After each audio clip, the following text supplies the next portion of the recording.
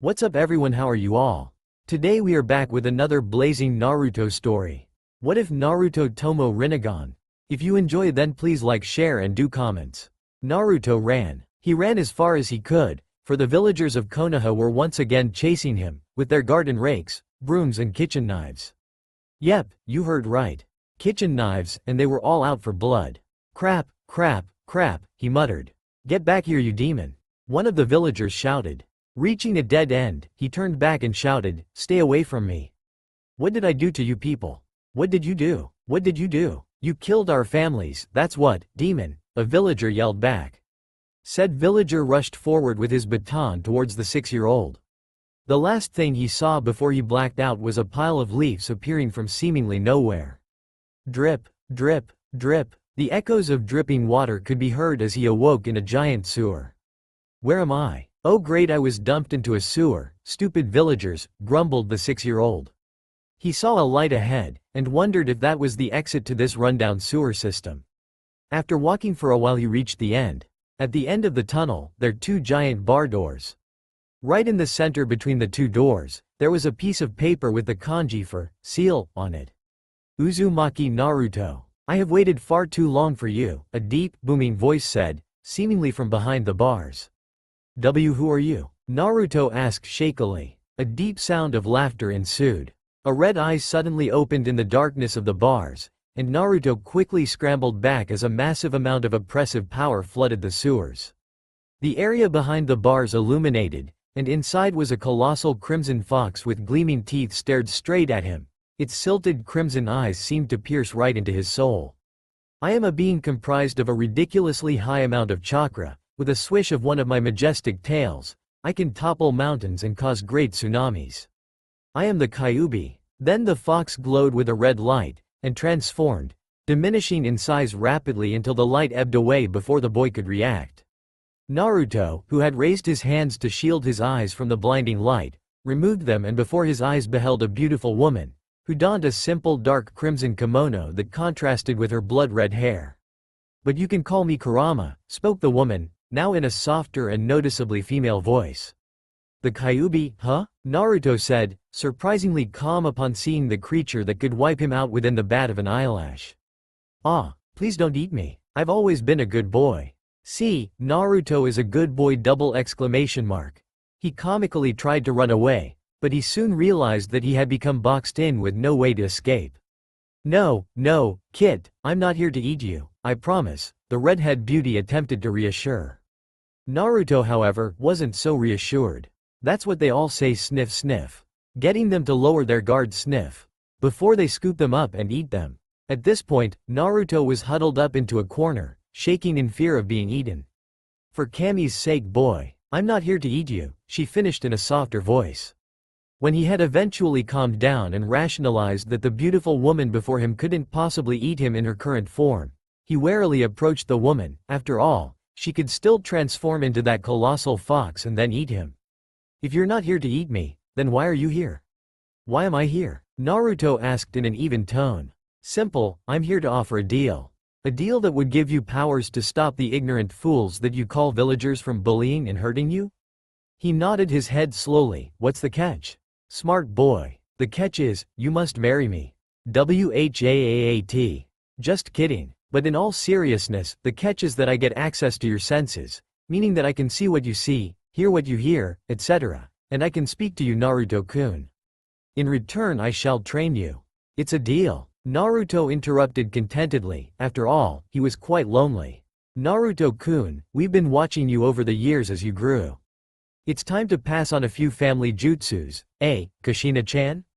A figure not noticed by Naruto said, startling him. He stepped out into the light, revealing a blond man with spiky hair, and a long, flowing cloak that was white with red flame-like trimmings at the bottom. Additionally, he wore a standard Konoha flak jacket, with a black long-sleeve shirt underneath. Accompanying him was a redhead, with long, knee-length hair and a green blouse, wearing a beige top over it.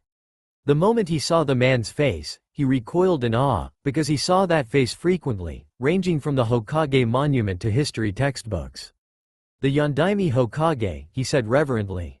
The Yondaime Hokage, he said reverently. I see you're confused, Naruto-kun. I am Uzumaki Kushina, your mother, and Blondie here, is the Yondaime Hokage, is your father, Namikaze Minato.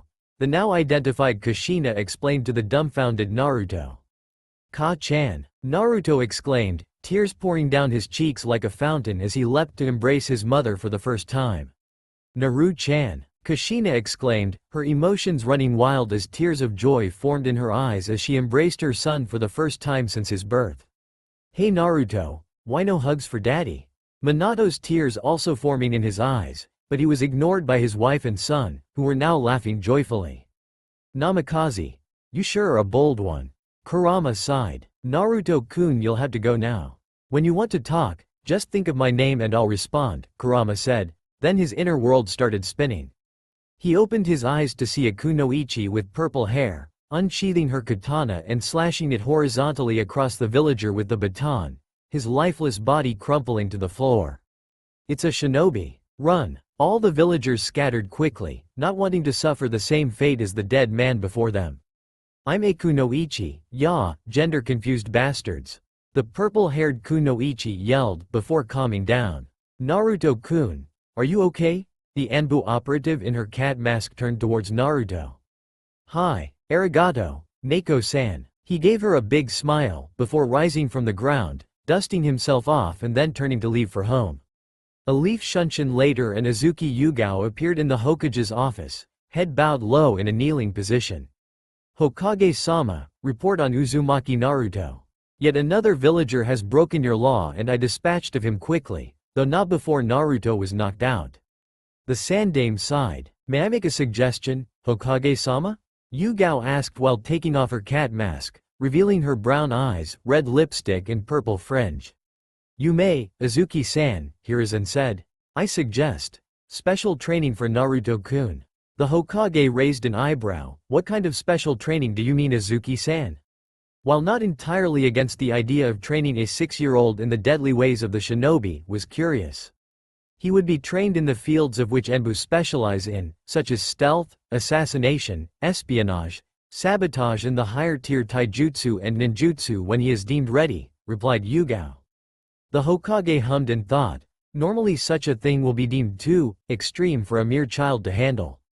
However, given his circumstances we cannot afford for all his potential to be lost in the academy. Undoubtedly, the teachers there will seek to sabotage Naruto-kun's education at every opportunity. He paused and thought for a few seconds longer. Very well, provided that he agrees, I will allow for young Naruto-kun to be trained in the areas of an Anbu operative. Azuki-san, please bring Naruto-kun to my office. Hi, Hokage-sama. Putting on her mask, she exited the office in a shunshin, leaving for where she knew Naruto would be. After hearing knocks on the door, Naruto answered it, though he was surprised to see an Anbu, the same one who saved him not even half an hour ago. Naruto-kun, the Hokage requires your presence in his office now.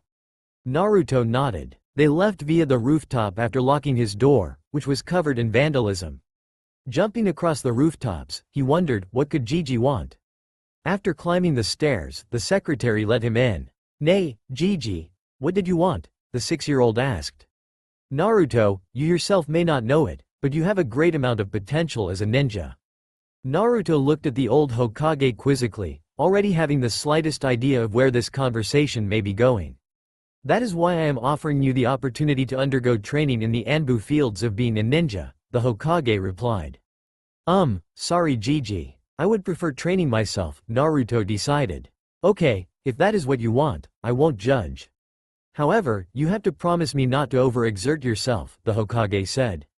I understand, Hokage Gigi, Naruto replied. I promise not to overdo it while training, and I never back down on my word.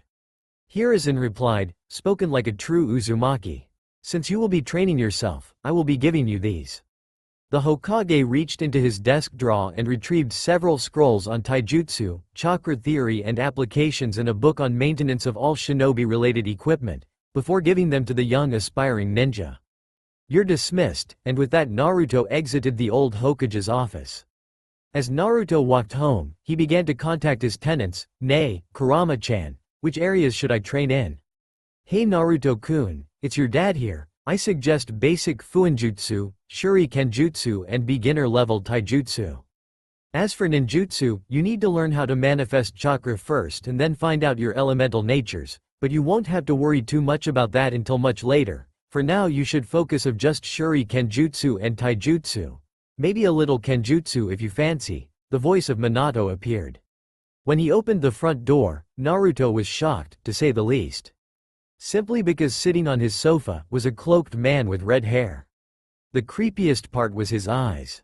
His eyes had a ripple-like pattern, which spread over the eyeballs, with light purple sclera and irises. Naruto-kun, I've been waiting for your return, the man spoke. Naruto merely stared at this strange man. Said strange man stared back. Pedophile double exclamation mark. The boy screamed. What? No. Kid, I ain't no pedophile. I still think you're a pedophile, Naruto muttered under his breath. What? Some creepy guy breaks into your apartment and says that he's been waiting for you to return. How would you react? After a moment and a deep breath later, the man calmed down and spoke again.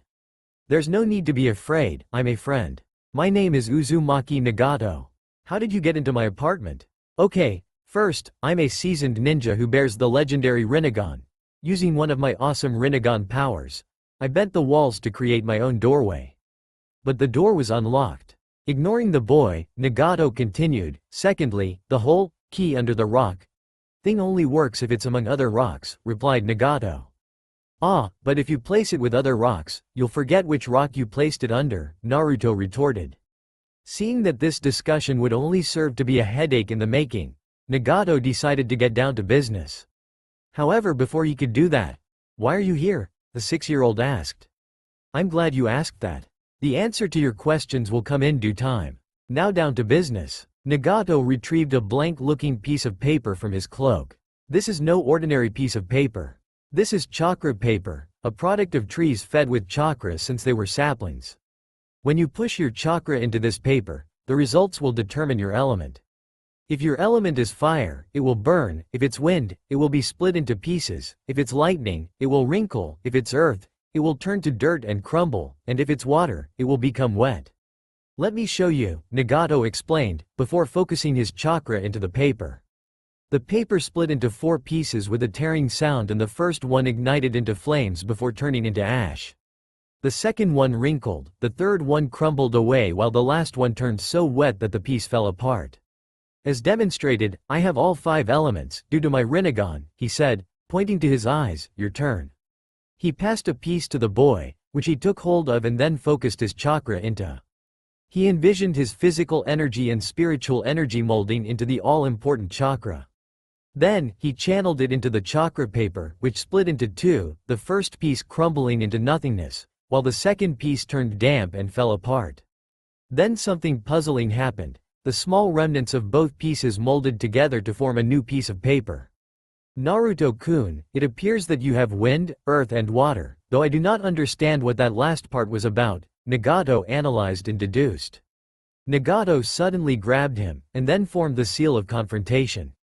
In a flash of violet light, they disappeared. In the forests outside of Konoha, they reappeared in a clearing. What was that for? Naruto demanded, clearly displeased. Your house is certainly not a suitable place to train, and I do not wish to attract unwanted attention, Nagato explained calmly. These are some basic wind jutsus to learn. Aiming at a small boulder, he formed 3 hand seals, one after the other in quick succession, tiger, rabbit, dragon, and shouted, Futon. Hanachiri mai, wind style. Flower scattering dance. At first, it seemed like nothing happened. Then, a few petals started stirring around Nagato. He thrust his hands forward, and a cyclone of petals rushed towards the boulder, carving a hole in it as it bore through the whole thing, finally destroying it with an explosion. Whoa! Naruto marveled at the sheer force of the mini-cyclone. Here's another one. Futon. Kami Aroshi, wind style. Divine down current. Nagato shouted while performing the hand seals tiger, snake and goat. The wind around him picked up speed, forming a whirling vortex that blasted towards the fragments of the boulder.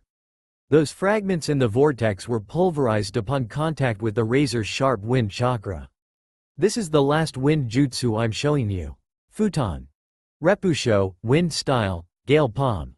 Nagato clapped his hands together, and wind chakra manifested and compressed between his palms. He thrust his hands forward, launching the gale towards a rather large tree. The tree collapsed, now in the form of sliced planks. "That's all for today. If I went on you'd probably forget the hand seals," Nagato declared. He removed 2 scrolls, one labeled, Earth, and the other, Water, both in kanji. "Read up, I'll be back tomorrow," Nagato said before leaving with a shunshin. "And remember, don't tell anyone about me." His voice resounded in the clearing. Naruto spent the rest of the day practicing the 3 jutsus and reading the scrolls before sunset. He arrived at his favorite dining place just as the sun was setting, a small food stand labeled, Ichiraku Ramen. "Oi Gigi, 2 miso ramen please." "Coming right up," the chef, Tucci replied, retreating into the back of the stand to start preparing the ingredients. His daughter, Ayame, asked casually, "Nay, Naruto-kun, how was your day?" Not wanting to tell her about Nagato, he replied, "I went for some training today, I even learned a few jutsu." "Oh really? Sounds like you had fun then," she answered, while placing the 2 bowls on the table. "Itadakimasu," he said, after which he dug into his meal ravenously. Not even 5 seconds later, he was finished. "Thanks for the meal, Gigi," he said, after paying, and left for home.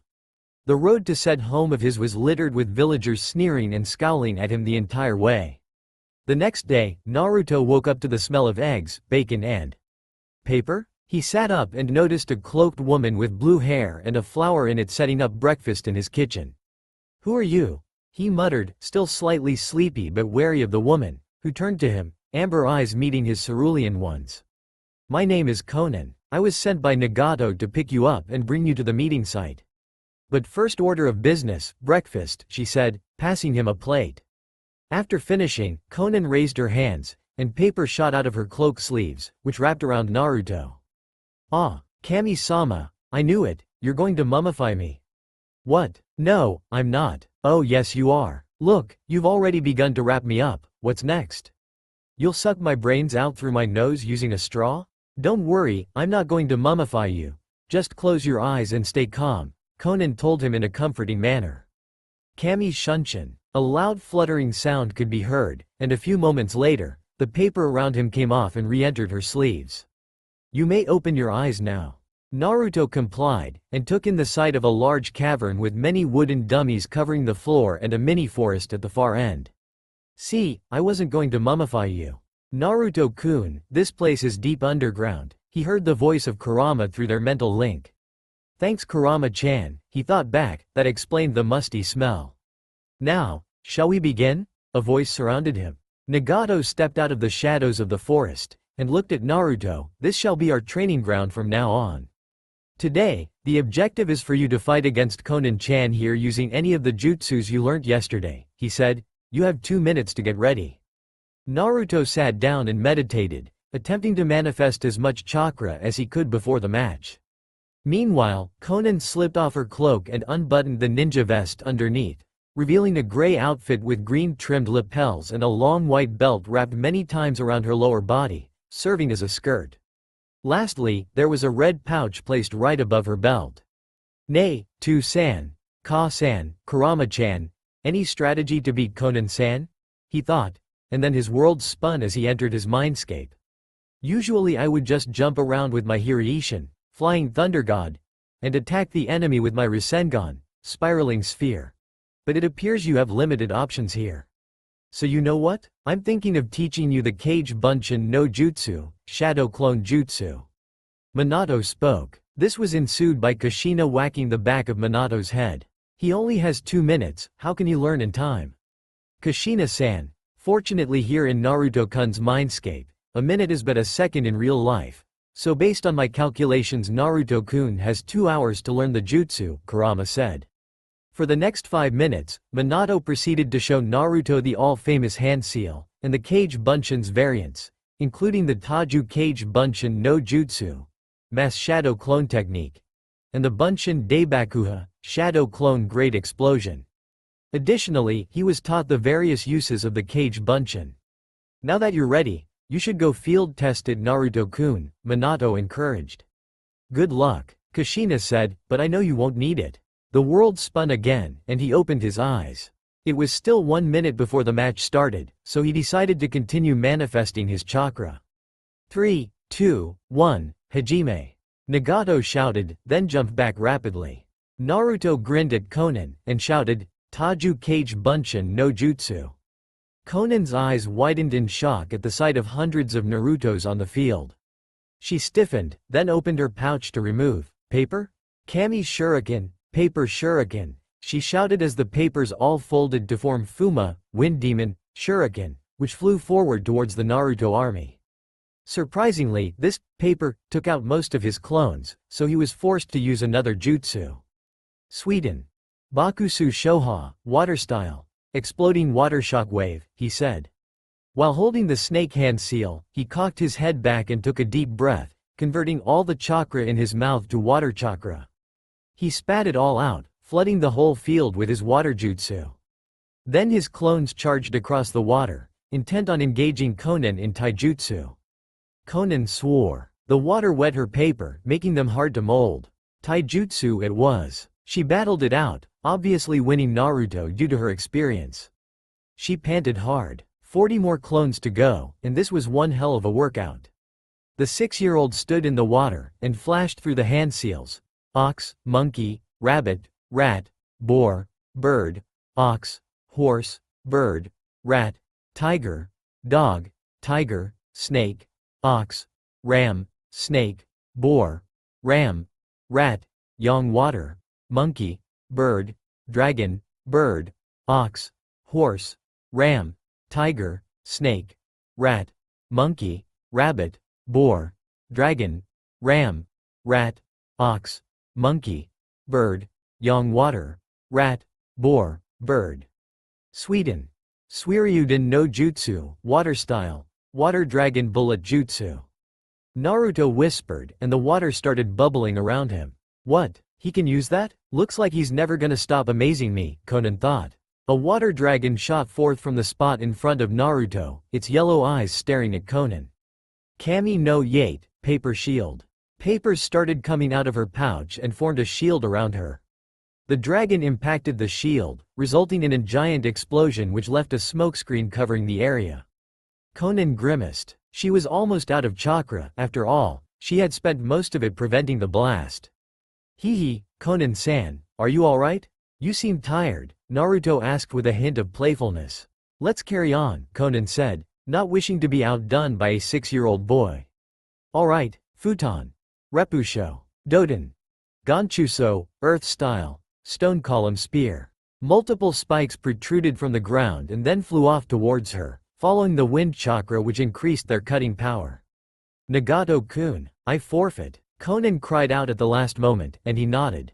Bansho Tenon, universal pull, he shouted, and Konan flew towards Nagato who was on a platform near the top of the cavern. She landed safely, and Nagato declared, Naruto-kun, you win. So it was like that Naruto spent 6 years training with Nagato and Konan, learning many new jutsus, developing a personal taijutsu style, and learning his clan's revered art, Fuinjutsu. 6 years later, the now 12-year-old Uzumaki Naruto was a level 10 seal master, taijutsu specialist, and a ninjutsu master. His muscles grew more toned, and now there were bangs at the side of his face, much like his father. He also grew taller, and chakra pool was off the charts. He was just about to shunshin out of the field after a tough day of training when he heard a sobbing sound. A young blonde girl burst into the clearing crying. She had long, straight hair, bound by a black bandage, which was the same color as her pants. She donned a short-sleeved purple and black blouse, with 2 purple fingerless gloves, and a chain of blue beads were wrapped around her left hand. Most importantly, she wore a Kumo headband. Naruto immediately slipped into a battle stance, although he barely saw the need to. What 6 years with Nagato taught him was, never let your guard down. Kai, release, he said, forming 2 hand seals, tiger, ram, and flared his chakra. Nope, the girl still did not transform back or disappear. However, she was still an enemy shinobi. Halt, state your name and business here in Konoha, he said in the most business-like tone he could manage.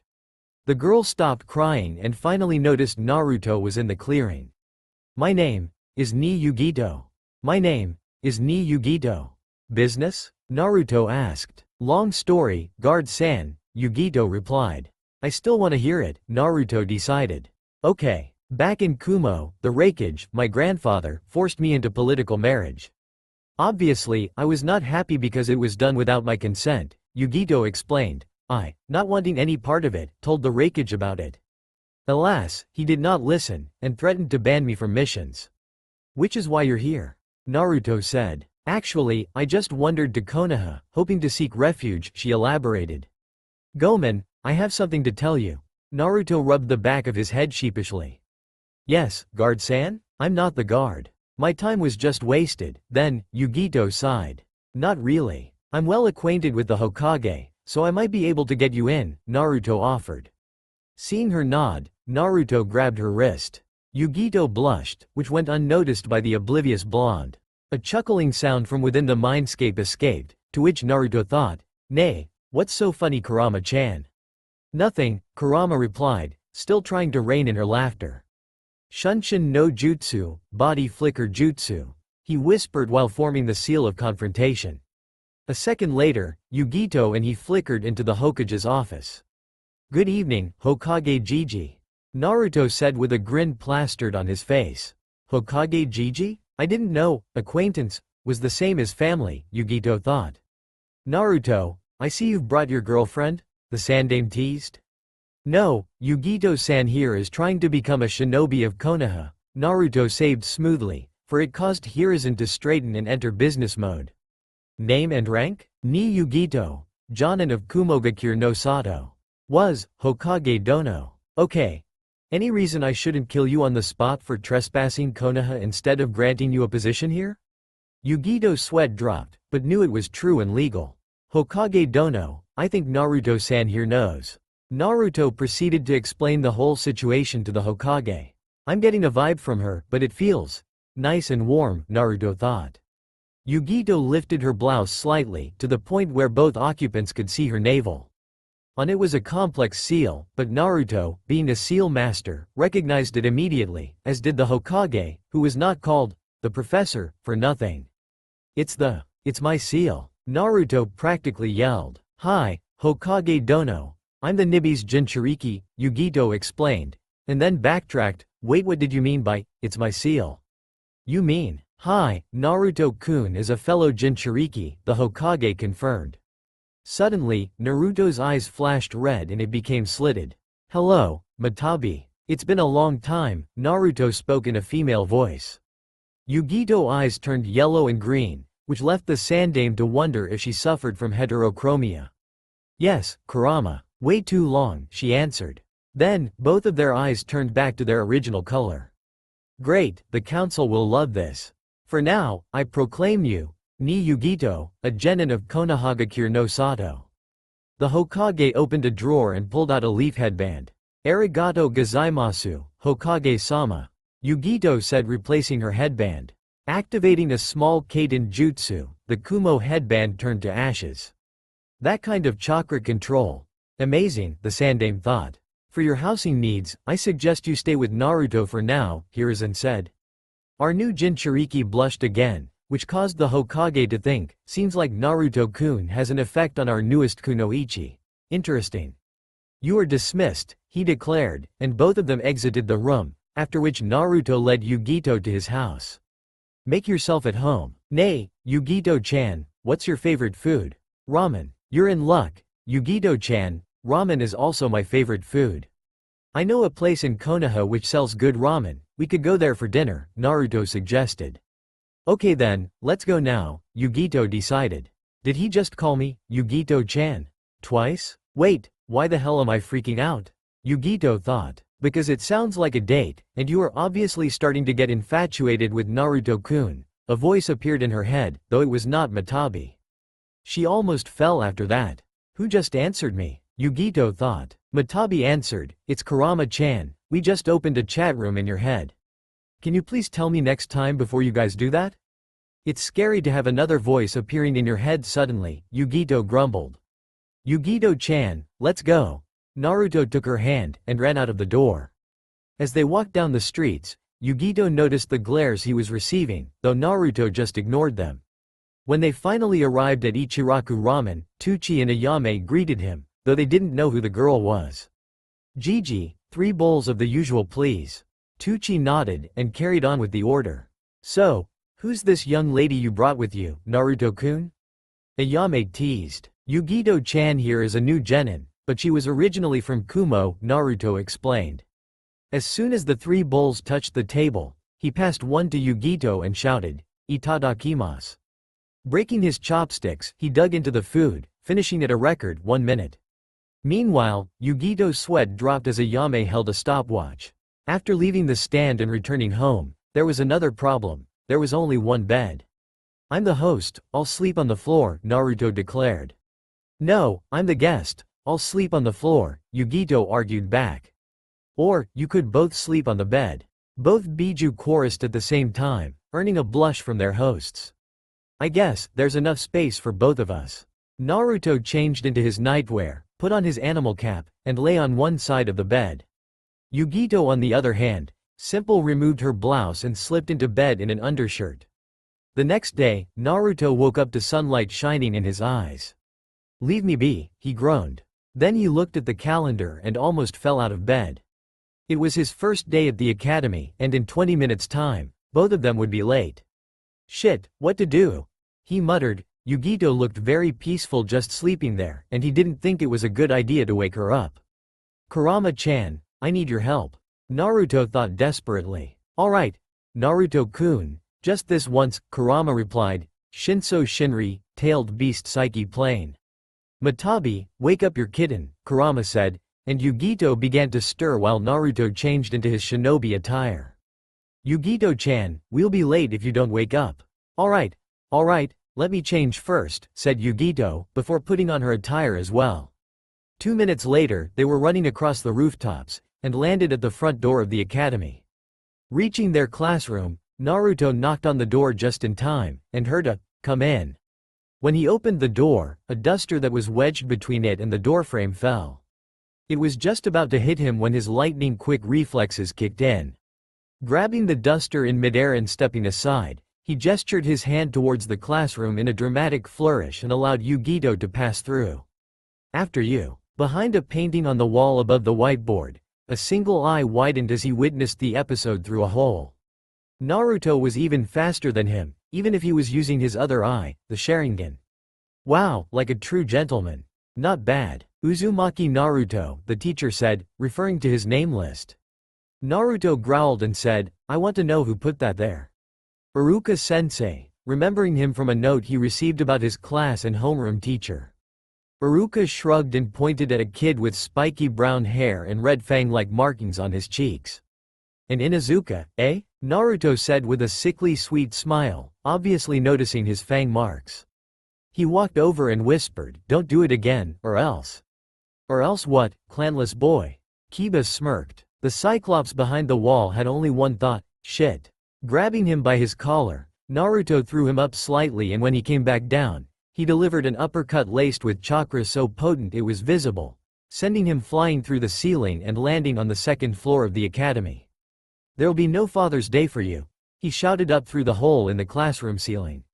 Everyone in the class sweat dropped. Naruto sat down at the back with Yugito, and Iruka carried on with his lessons. Iruka announced, "There will be a genin exam tomorrow, report on time." The classroom chorused, "Hi, sensei." The next day, Yugito and Naruto arrived at the academy via Shunshin, this time much earlier. When they sat down, Kiba just gave him a holier-than-thou look. Naruto merely stuck his tongue back at him, earning a smack on the arm from Yugito, who muttered, "Childish." Suddenly, the door slammed open, and a certain black-haired sulking emo walked into the classroom. Immediately after seating down, the girls around him started swooning and shouting, "Sasuke-kun." A yellow and pink blur appeared at the door, and 2 girls, Sakura and Ino, if he remembered clearly from yesterday, shoved each other. "Sasuke-kun is mine, forehead. I came here first, Ino pig." Naruto sighed, "Seriously? Fangirls?" Iruka walked in on the sight of a noisy class, which caused him to gain a huge tick mark on his forehead, so he used his patented big head jutsu. "Sit down, squirts." The exam will begin soon. One by one when I call your name, proceed to room 107. Mizuki-san will be helping me with the test, Iruka all but shouted. After 10 minutes of waiting, being in Uzumaki, his name was finally called. After entering the room, the seated Mizuki grinned and said, Uzumaki Naruto, is it? Perform the Academy 3. Henge, transform. Naruto shouted, holding the ram hand seal. As you can guess, Mizuki struggled to hold back a nosebleed. Kai, Kawarimi no Jutsu, substitution jutsu, he said, forming 5 hand seals. Tiger, boar, ox, dog, snake, replacing himself with a nearby chair. However, the him burst into smoke, and the chair did so as well, revealing Naruto. Shaking as he wrote it down, Mizuki declared, you pass. Now go to the Shurikenjutsu room. Smirking, Naruto left. Now that you are all here, proceed to show me your Shurikenjutsu, Iruka said, go in pairs. Starting from the back of the list, Uzumaki Naruto and Uchiha Sasuke, step out and take your positions. Naruto grinned while Sasuke just released a HMPH sound, one that caused all the females with the exception of Yugito, Hinata and Tenten to swoon and comment, Sasuke-kun is so cool. Handing them a bunch of kunai and shuriken, Iruka said, you each have 1 minute to throw all 20 of your projectiles. Accuracy is important here. Then, summoning a few clones, he shouted, Hajime. Sasuke immediately grabbed his kunai and started firing them off, spending only 2 seconds to aim. Most of his kunai hit the clone, then followed by his shuriken. Meanwhile, our blonde hero just stood there, not throwing a single projectile since the time started. Naruto looked with his right eye, then his left eye and constantly switched stances. 10 seconds left. Iruka shouted, thinking what the hell was Naruto up to. He finally picked up his projectiles, then focusing with both eyes, leaned back and fired off his shuriken. Secretly, he had used wind chakra to propel them even faster towards their target. Upon closer inspection, one may have noticed that the projectiles all hit vital points, causing the clone to dispel as a result. Time's up, Iruka announced, actually impressed at Naruto's attempt. Sasuke just made another HMPH sound, because he had not been able to throw his last shuriken. Naruto, you aced the test with all hits and certainly, less messier than Sasuke's handiwork, commented Iruka, referring to the bloody and mutilated corpse that was left before it dispelled, because the injuries he inflicted were severe but not life-threatening. I'm sorry Sasuke, but the same can't be said for you, Iruka continued. HMPH, was his reply. And so for the next 20 minutes, Iruka tested the class, with Yugito, obviously being a jonin, doing as well as Naruto. Now on to sparring. Will the previous pairs from just now's test please form again, Iruka instructed. First match. Aburame Shino vs Akamichi Choji. Hajime. Aburame Shino wins. Second match. Haruno Sakura vs Hyuga Hinata. Hajime. Hyuga Hinata wins. Third match. Hyuga Neji vs Inazuka Kiba. Hajime. Hyuga Neji wins. Fourth match. Nara Shikamaru vs Ni Yugito. Hajime. Yugito-chan, give your best. Naruto shouted. Yugito-chan, huh? Interesting, indeed, Iruka thought, potential teasing material. She nodded and sprang forth from her spot, engaging Shikamaru in taijutsu. Shikamaru just said, oh great, a girl? How troublesome. Causing everyone in the room to sweat drop. He punched and kicked, but no matter how many times he did, he missed because of her cat-like agility. No taijutsu, then, he muttered, and backpaddled. Kagemain no jutsu, shadow possession jutsu. Shikamaru shouted, while forming the rat hand seal. She was just about to run towards him when she noticed the shadow line charging across the floor. Jumping back, she noticed the shadow stopped at a certain point. If that thing catches me, I'm done for, Yugito thought. Suddenly, Shikamaru started sprinting towards her. Then, an idea formed in her head. Removing one of her kunai, she threw it at the switch for the whole room's light, turning off all the lamps in the room. Immediately, Shikamaru's shadow line disappeared. Next, Yugito activated her cat eyes, enabling her night vision. She started fighting the startled Shikamaru in the dark, who could only base his attacks and defenses on sounds. It's over. Neko Hibachi, cat firebowl. Yugito elbowed Shikamaru in the stomach, sending him flying into the air. She spun, emitting a fearsome blue light full of demonic chakra, and when she stopped, Matabi the Nibi emerged. "That's the..." Iruka stuttered. Her two tails burst forwards, aiming towards Shikamaru. Multiple blue fireballs streamed forth and converged on him. Shikamaru dropped to the floor, unconscious. Iruka broke out of his trance, and announced, "Ni Yugito wins," while turning the lights back on. A flash of blue light, and Matabi was once again Yugito.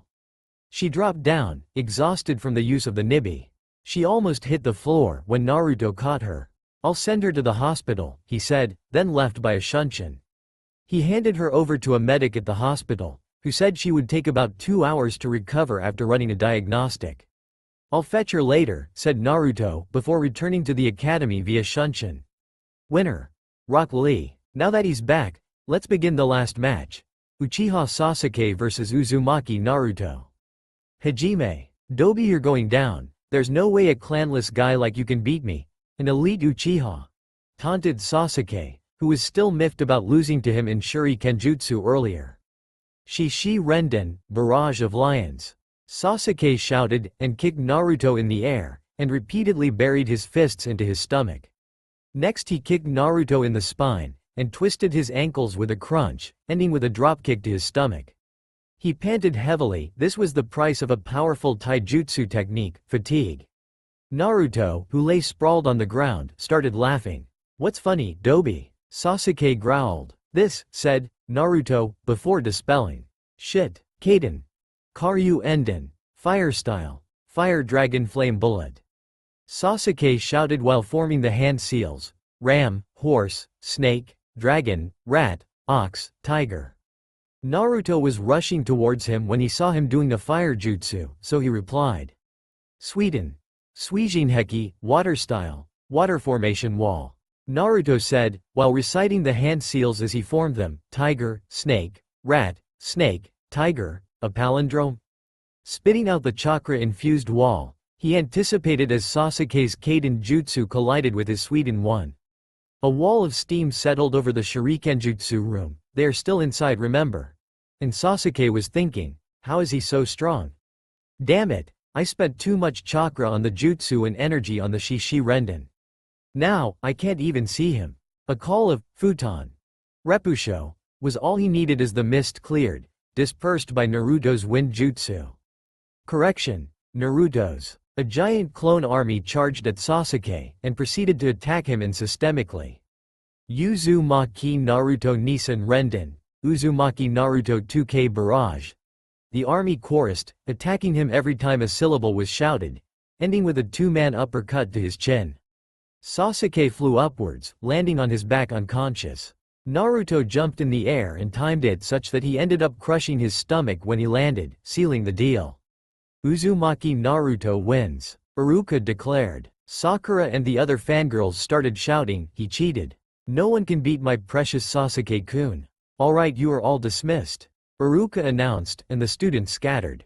Naruto left the academy, and headed to his favorite Ichiraku ramen stand. "Gigi, the usual please," Naruto requested. "Already got you covered," Tucci said, whipping 2 bowls out of the kitchen and placing them on the stand. "Oi, Uzumaki Naruto, why did you beat up my Sasuke-kun?" Sakura suddenly appeared on his right, apparently she was stalking him. "Firstly, I didn't beat him up. It was a fair and just spar. Secondly, he's not your Sasuke-kun. Can't you see he hates you fangirls?" Naruto continued to slurp his noodles, ignoring her. A tick mark appeared on Sakura's forehead. Cocking her arm, she threw it towards Naruto with all her strength, but he caught her fist with his left hand, then using his right, striked her in her pressure points. "Stay away," he ordered, releasing a bit of killer intent. Whimpering, Sakura crawled away in intense pain. "Was that really necessary, Naruto-kun?" Ayame asked, concerned about his sudden violence. "I don't like it either, but what choice do I have?" came Naruto's reply. Opening his wallet, he slapped 1,000 ryo on the table, and left. Typically a bowl of ramen costs 500 ryo, yen. After body flickering to his house, he sat down and meditated on the floor, compensating for his chakra usage. "To-san, Ka-san, Kurama-chan, Any new tactics or jutsu you can teach me? Yes, in fact, I've been planning to teach you this for a while now, Minato said. Just imagine 2 water balloons. This is your mindscape, so you can change it any way you want. For now, all you need is 2 water balloons. Naruto focused on his hands, and 2 water balloons materialized on each.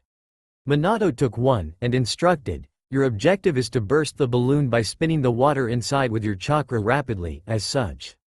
With one hand, Minato held out the balloon. Suddenly, chakra started swirling and gathering in the center of it, and the balloon exploded, leaving Minato's invented jutsu visible. A glowing blue self-sustaining ball of chakra with a whitish core. This is the end product, the Rasengan. Once you've finished the first step, come back here for the second step, Minato explained, and Naruto returned to the real world with the balloon intact. Naruto concentrated and forced rotating chakra out of his hand, causing the water inside the balloon to start swirling. However, no matter how much chakra he put in, the balloon still didn't burst. After 30 minutes of spamming his chakra, he decided to stop and pick up Yugito from the hospital as he did not wish to suffer from chakra burns. Yugito opened her eyes and immediately thought, where am I? After all, no matter where she was, letting her guard down was not a good idea. Voices appeared everywhere, painful for the headache she was currently feeling. She can be discharged now, a voice broke through the cloud that was her mind. Discharged? I'm in the hospital? Oh, I remember now, I used my tailed beast cloak, Yugito recalled.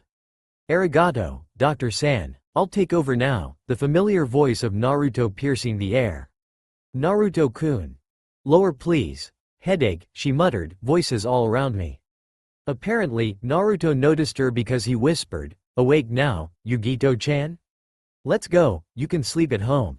Picking her up bridal style, he ran up to the top floor and dashed across the rooftops.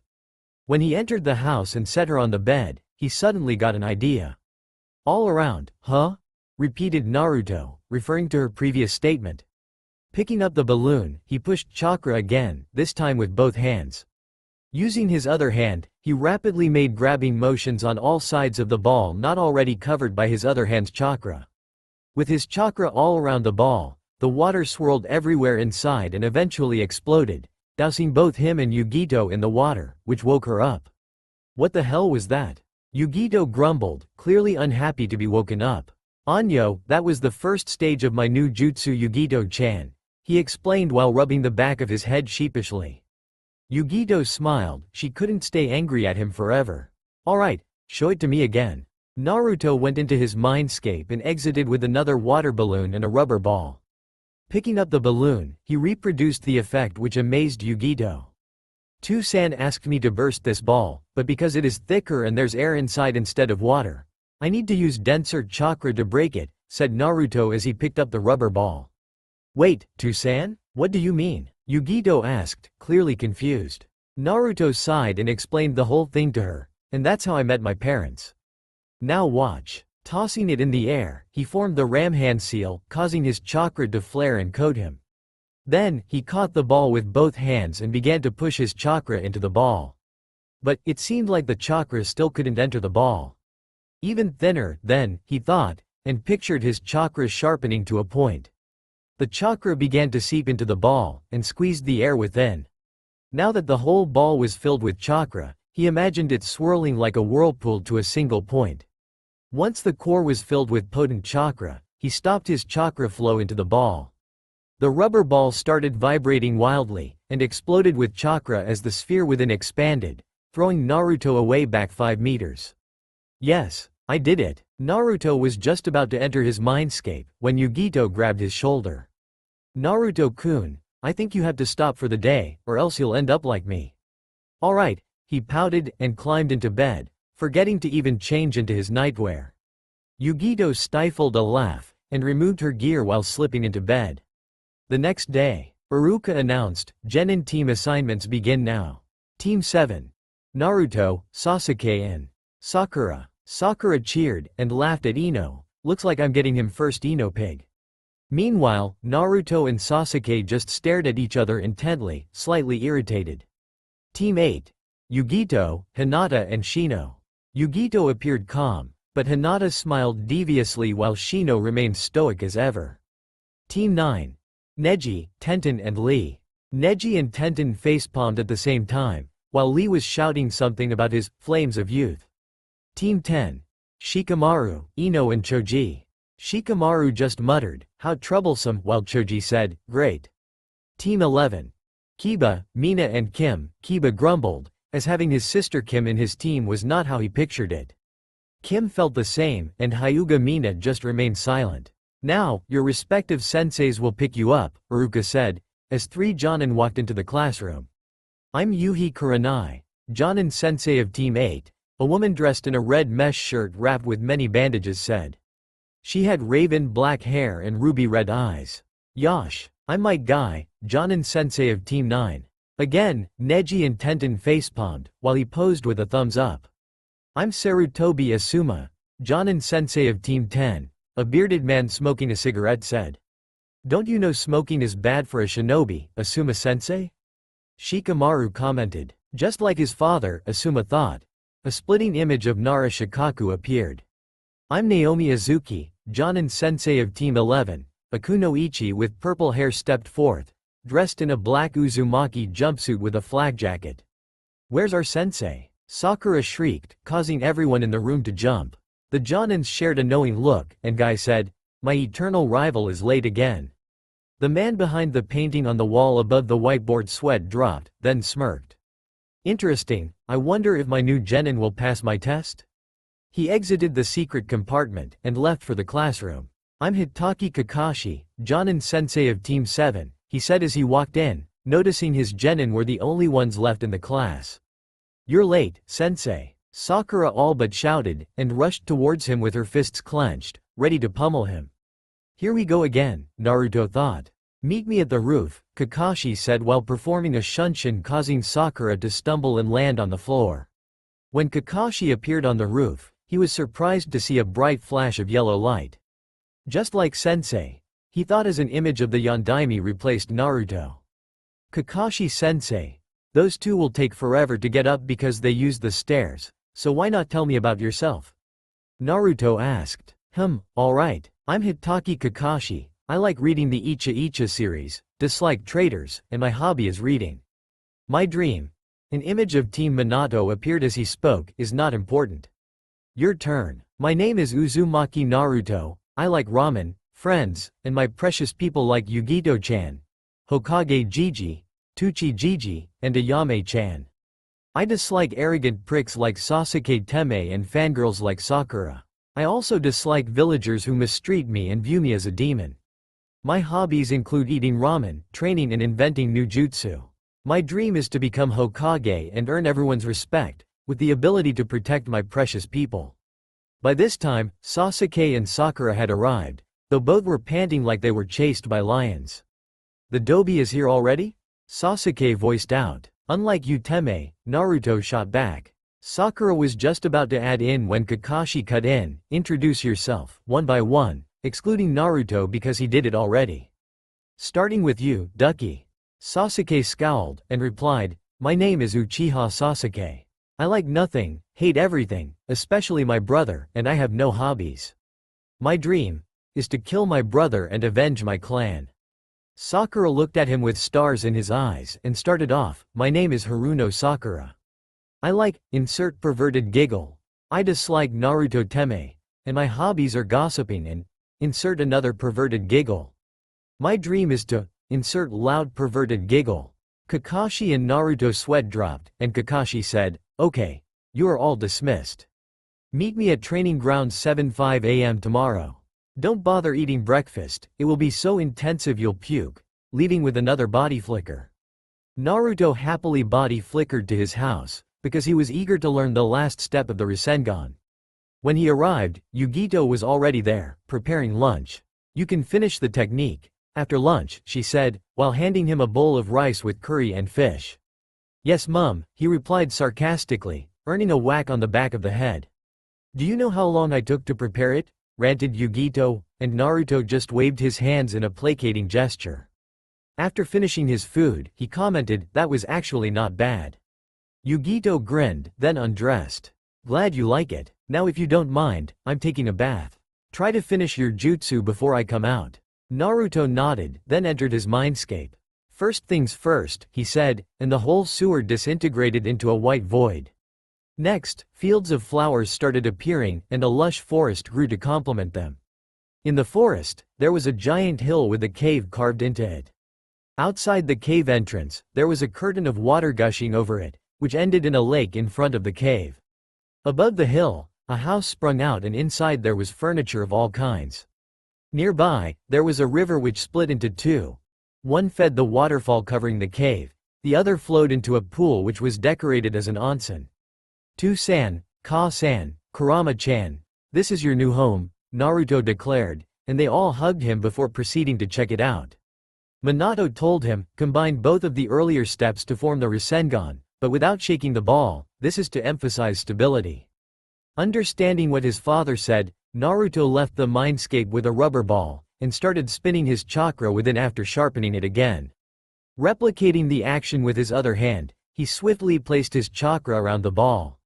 The dense chakra flowed through the ball, and once again converged to form a white core. The blue sphere vibrated, but that was what was not wanted. He tried slowing the flow of chakra until he eventually cut it off, and when he did, chakra from the surroundings started seeping into the rubber ball and feeding the Rasengan. The ball stopped vibrating, and he cried out, "I did it." The Rasengan grinded the ball until it was gone, like shedding a shell. At this moment, Yugito stepped out of the bath in robes, and witnessed the sight of the feared Rasengan. Dressing quickly, she ran over and patted him on the back. "Well done. But can you try doing it without the ball?" "Good question," he replied, and on a whim, closed his fist. The surrounding chakra stopped flowing in, and the Rasengan diminished in size quickly, finally disappearing with a flash. Stretching out both hands, he quickly supplemented the area above one with the other's chakra as if a ball was there. Then, refining his chakra, a white core started to form with both his chakra and the surrounding chakras swirling into it. "I get it, without the ball, the surrounding chakra gets sucked into the core more easily, making it faster to make a Rasengan," he deduced. The Rasengan quickly expanded till it reached normal size. Throughout the process, he had been slowing the flow like he did earlier until he stopped doing it and let the natural chakra take over. Now that it's stabilized, what if I feed it with more chakra? Deciding to try, he compressed chakra into the highly dense sphere. The result? The Rasengan expanded again, until Naruto cut the chakra flow. "Whoa, I need to tell To-san about this," he said, excited to have made a revelation. "Naruto-kun, don't you think he knows already? After all, he shares your thoughts and senses with you," Yugito reasoned, and he facepalmed. In a certain house above a certain hill, a certain blonde laughed, and commented to his spouse, "He has already surpassed me in the Rasengan. I took 3 years while he only took 2 days. What's next, the Hiraishin?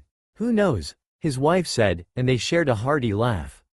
In the real world, Naruto spent the rest of the day training his personal taijutsu style, though he was tired from his extensive chakra usage. In the evening, he returned to the house with Yugito, who trained as well. He was so tired, he just collapsed into bed and fell asleep immediately. Yugito's sweat dropped, and went through with eating dinner and some light reading before falling asleep as well, the book still on her lap.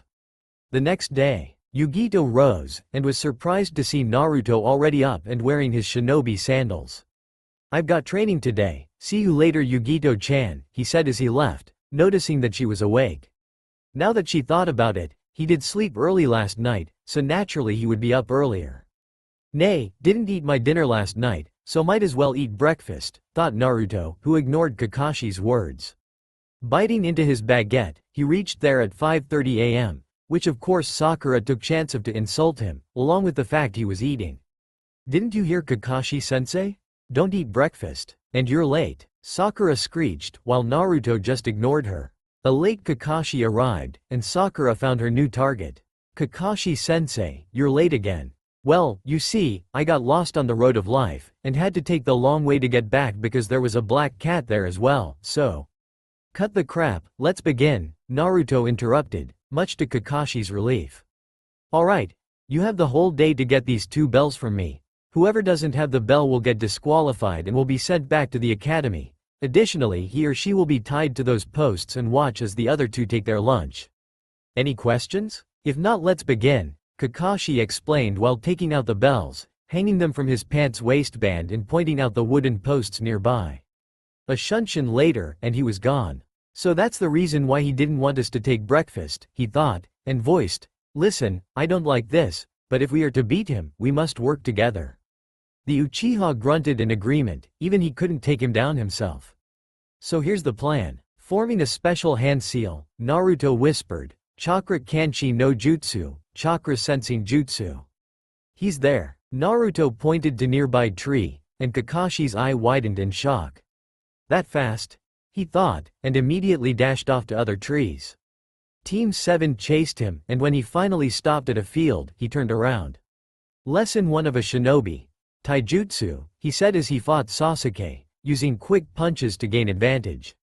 Sasuke stumbled back, and Naruto stepped forward while slipping into a stance. The moment Kakashi started attacking him, he parried all his strikes and delivered a palm strike to his chest, which sent the Jonin flying back. He did a backflip, and wondered how he could match his speed. "Time to up my game," he said, raising his hitate, though he couldn't believe he needed it against a bunch of 12-year-olds, of which only 2 could even fight properly. "So early, Kakashi-sensei? I'd expect more of the copy nin, Sharingan no Kakashi," Naruto taunted, unknowingly getting on his nerves. Kakashi rushed forward, and engaged Naruto, who found that he had to speed up his attacks and defenses faster than ever. He missed one quick flash, which caught him in the stomach, throwing him back. "At this rate I won't win," Naruto thought. "Alright. Lesson 2 of a shinobi. Genjutsu," Kakashi declared, and with his Sharingan, instructed, "Look into my eye, Sakura." Naruto facepalmed. What kind of idiot looked into the eyes of a Sharingan user intentionally, especially one that just said, Genjutsu? But he couldn't blame her. Kakashi's voice compelled him to follow whatever he said, but he had the willpower to break out of it, unlike Sakura. Sakura started screaming, "No, Kakashi-sensei, don't hurt my Sasuke-kun." "No, Tiger, Ram," Naruto whispered, and shouted, "Kai." Suddenly, Sakura's eyes stopped having that glazed look. She blinked multiple times, and stared at Kakashi, who simply gave her one of his eye smiles. Lesson 3 of a shinobi. Ninjutsu. Kakashi said while forming hand seals, "Snake, ram, monkey, boar, horse, tiger," and shouted, "Kaden. Gokakyu no Jutsu, fire style. Fireball jutsu." Drawing a deep breath, he shot out a great fiery ball of fire chakra towards them. Sasuke moved in front of Sakura while shouting, "Dobi. Hurry up, I know." Naruto shouted back, finishing the last hand seal of the palindrome and shouted, "Sweden, Suijinheki." A water wall came out and surrounded the trio, and when the fireball made contact, they cancelled each other out, making a smokescreen of mist settle over the training ground. "Now's our chance," Naruto whispered in a hushed tone, "take your positions." Maneuvering quickly behind Kakashi, Sasuke shouted, "Kaden, Uchiha Daien no Jutsu, fire style. Uchiha Great Fire Jutsu." Spitting out a large wave of flames that the Uchiha were famous for, Kakashi had no choice but to dodge to the side. Seeing Sakura closing in on him from his right with her fist, he instinctively turned to his left. "Where's Naruto? Oh my Kami." He was so shocked, he forgot to move, not that he could go anywhere. Naruto dispelled a clone and sprinted towards him. "Odama Rasengan," he called out, and Kakashi's eyebrows raised even higher if that were possible. As Naruto slammed it into his stomach, the Rasengan exploded, the highly compressed chakra finally free. Kakashi was thrown backwards and spun at the same time, as if he was in a washing machine. Blackness creeped into his vision, and his last thought was, "Shit." Naruto smiled, and said, "Great job everyone." Taking the 2 bells, he gave them out to both of them. "What about you, Dobi?" "Not that I care, but you were the one who knocked him out," Sasuke asked. "I'll do fine," Naruto replied, "after all, I took my breakfast." After Kakashi came to, he said, "You all pass. Now you're all dismissed. Meet back here tomorrow at 8 a.m., except Naruto, Sasuke and Sakura you can leave." They dispersed and left the field, leaving Naruto and Kakashi alone. "Oh," Naruto thought. "Now can you explain to me, where in hell did you learn that jutsu?" Kakashi demanded, though it was disguised by his fake tone as he replaced his hitate. I didn't learn it in hell, Kakashi-sensei, he tried to answer through semantics. Oh please. You expect me to believe a 12-year-old could come up with a jutsu that my sensei took 3 years to perfect? Kakashi retorted. Wait, sensei? Naruto asked innocently to try and change the subject. Yes, the Yondaime was my sensei. Now spill the beans. Naruto sighed, this will not be easy to answer. I'll have to show you myself. He grabbed Kakashi's shoulder and sat down, forcing him to do so as well. I never tried this before, but I can guess how this works. Clear your mind, Naruto instructed, and as soon as Kakashi did, he was pulled into a realm of meadows. Welcome to my mindscape, Kakashi-sensei, he stated, here I am God. I decide each and everything that happens here. Including this. He imagined a needle in his hand, and a metallic object appeared the next moment. From something as small as this, he said as the needle disappeared, to something as large as this. A mountain started rising before them, and then with a wave of his hand, the mountain sank back into the ground. Whoa! Kakashi marveled at the sheer power he was just shown. Now, let's go, Naruto declared, while grabbing Kakashi and forming the seal of confrontation. A flash of yellow light later, and they appeared at the front of a giant bungalow. So, who lives here? Kakashi questioned. He didn't answer, but instead knocked on the door. Kushina opened the door, and was surprised to see Naruto's guest. Kakashi-kun? Kate Kushina-san? Kakashi rubbed his eye to make sure he was believing who he was seeing. Nay, Ka-san, is Toussaint here? Yes, come in first, she said, while ushering the two in. Wait, Ka-san? If you are his mother that means his father is. Kakashi-kun, long time no see, said Minato, who was lounging on the plush sofa. Kakashi almost fainted then. Minato-sensei? So, that's how I learnt the Rasengan. Speaking of which, watch this, Naruto explained, then held out his hand. Using his left hand, he quickly surrounded the area above his right with dense, swirling chakra.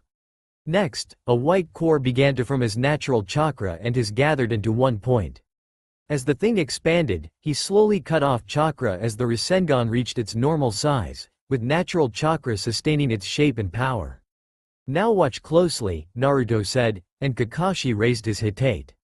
Through the Sharingan, Kakashi watched as he fueled the Rasengan with more of his chakra, and the thing actually expanded again. I call this the Odama Rasengan, he said. Now that I'm done here, let's go Kakashi-sensei. But remember, don't tell anyone about this. Then grabbing him, they spun back into the real world. Standing up, Naruto said, I'll be leaving now. And body flickered to his favorite shop in town, Ichiraku Ramen. After eating lunch, he left for home. When he was home, Yugito was not there yet, so he presumed that she was still training with her team. Training Ground 8. Okay, that's all for today. I have assessed your abilities, announced Kurenai, after which she left via Shunshin. Yugito, I want to talk to you, Hinata said, just as Shino left as well. Suddenly, her expression turned cold. Recently, I have noticed you getting close to my Naruto-kun. Wait, what? No, what did you mean by getting close? Yugito asked, and she replied, don't lie, my Byakugan can see through anything. Including your lies. She activated her Byakugan just to emphasize. He's not yours in any way, Hinata, Yugito answered, which caused her to narrow her eyes. No, not yet, she said, and lunged toward Yugito with her fingertips lighting up with chakra. Yugito was shocked. She actually attacked her? With her cat-like agility, she ducked and flipped backwards. Close combat with a Hyuga is not good, she thought, as Hinata closed in once again. Hinata, don't do this. Yugito pleaded, though to no avail as she was forced to duck the Hyuga's blows. I did not follow him for years just to let a bitch like you steal him away. Yugito did another backflip, and shouted, Hinata, don't make me do this. Still, the Hyuga surged forth with determination in her eyes. Jiyuken no Renden, barrage of gentle fists. Kaden. Gokakyu no Jutsu. Yugito called out, and a fireball shot out from her mouth. Hakesho Kaden, 8 trigrams palm rotation. A dome of chakra spun around Hinata, rendering the fireball jutsu useless. Damn, Yugito thought, as she wouldn't be able to get to her at this rate. I need to overpower her, but how? Yugito brainstormed with desperation, while dodging the deadly blows. That's it, I got it, she said, and her eyes turned yellow and green. The bandage tying her hair snapped, letting her blonde hair flow wildly. What's this? Hinata widened her eyes and examined her chakra coils. They were blue, which was normal, but it was way too blue to belong to a normal person. Nekomata Gokakyu, cat fireball. A fiery blue ball of flame was flung towards the Hyuga, who once again used the Kaiden. Unfortunately for Hinata, the demonic chakra began eating into her Kaiden, and she couldn't spin forever. Scowling at Yugito, who was in her Biju cloak, she stopped spinning and dodged to the side. Yugito closed up the gap between them, and sent her own blasts of demonic chakra at her, only parried by Hinata's Jayuken. Eventually, her Biju cloak receded, and she was tired as hell. Bitch, it appears that you have run out of your demonic chakra. I hate demons, you know. Hinata taunted, then her hands glowed with her chakra flowing out of the tenketsu near her fingertips. It's over. Rushing towards the Jinchuriki, she struck her in the tenketsu near the heart, or was supposed to. A puff of smoke later, and it was revealed that she had not hit Yugito. In fact, it was even worse. She had hit Naruto. I'm disappointed in you, Hinata, Naruto commented while coughing up blood. You hate demons. Well, I'm telling you, I hold one. In the cave within the mindscape, Kurama gasped. Did he hate her? But you see, the thing is, I have nothing against demons, unlike you. And Kurama sobbed in relief. Why? Why did you save me, Naruto-kun? Yugito questioned as tears filled her eyes. Because I have finally realized my feelings for you. Yugito-chan, said Naruto, before his eyes closed and he collapsed, crumpling into the arms of Yugito. Yugito sobbed, and via Shunshin, left Hinata to think about what she had done. Yugito-chan, for now, he's still alive, but he requires urgent medical assistance, or a miracle. Currently, the Kyuubi is doing her best to heal him, came the voice of Matabi.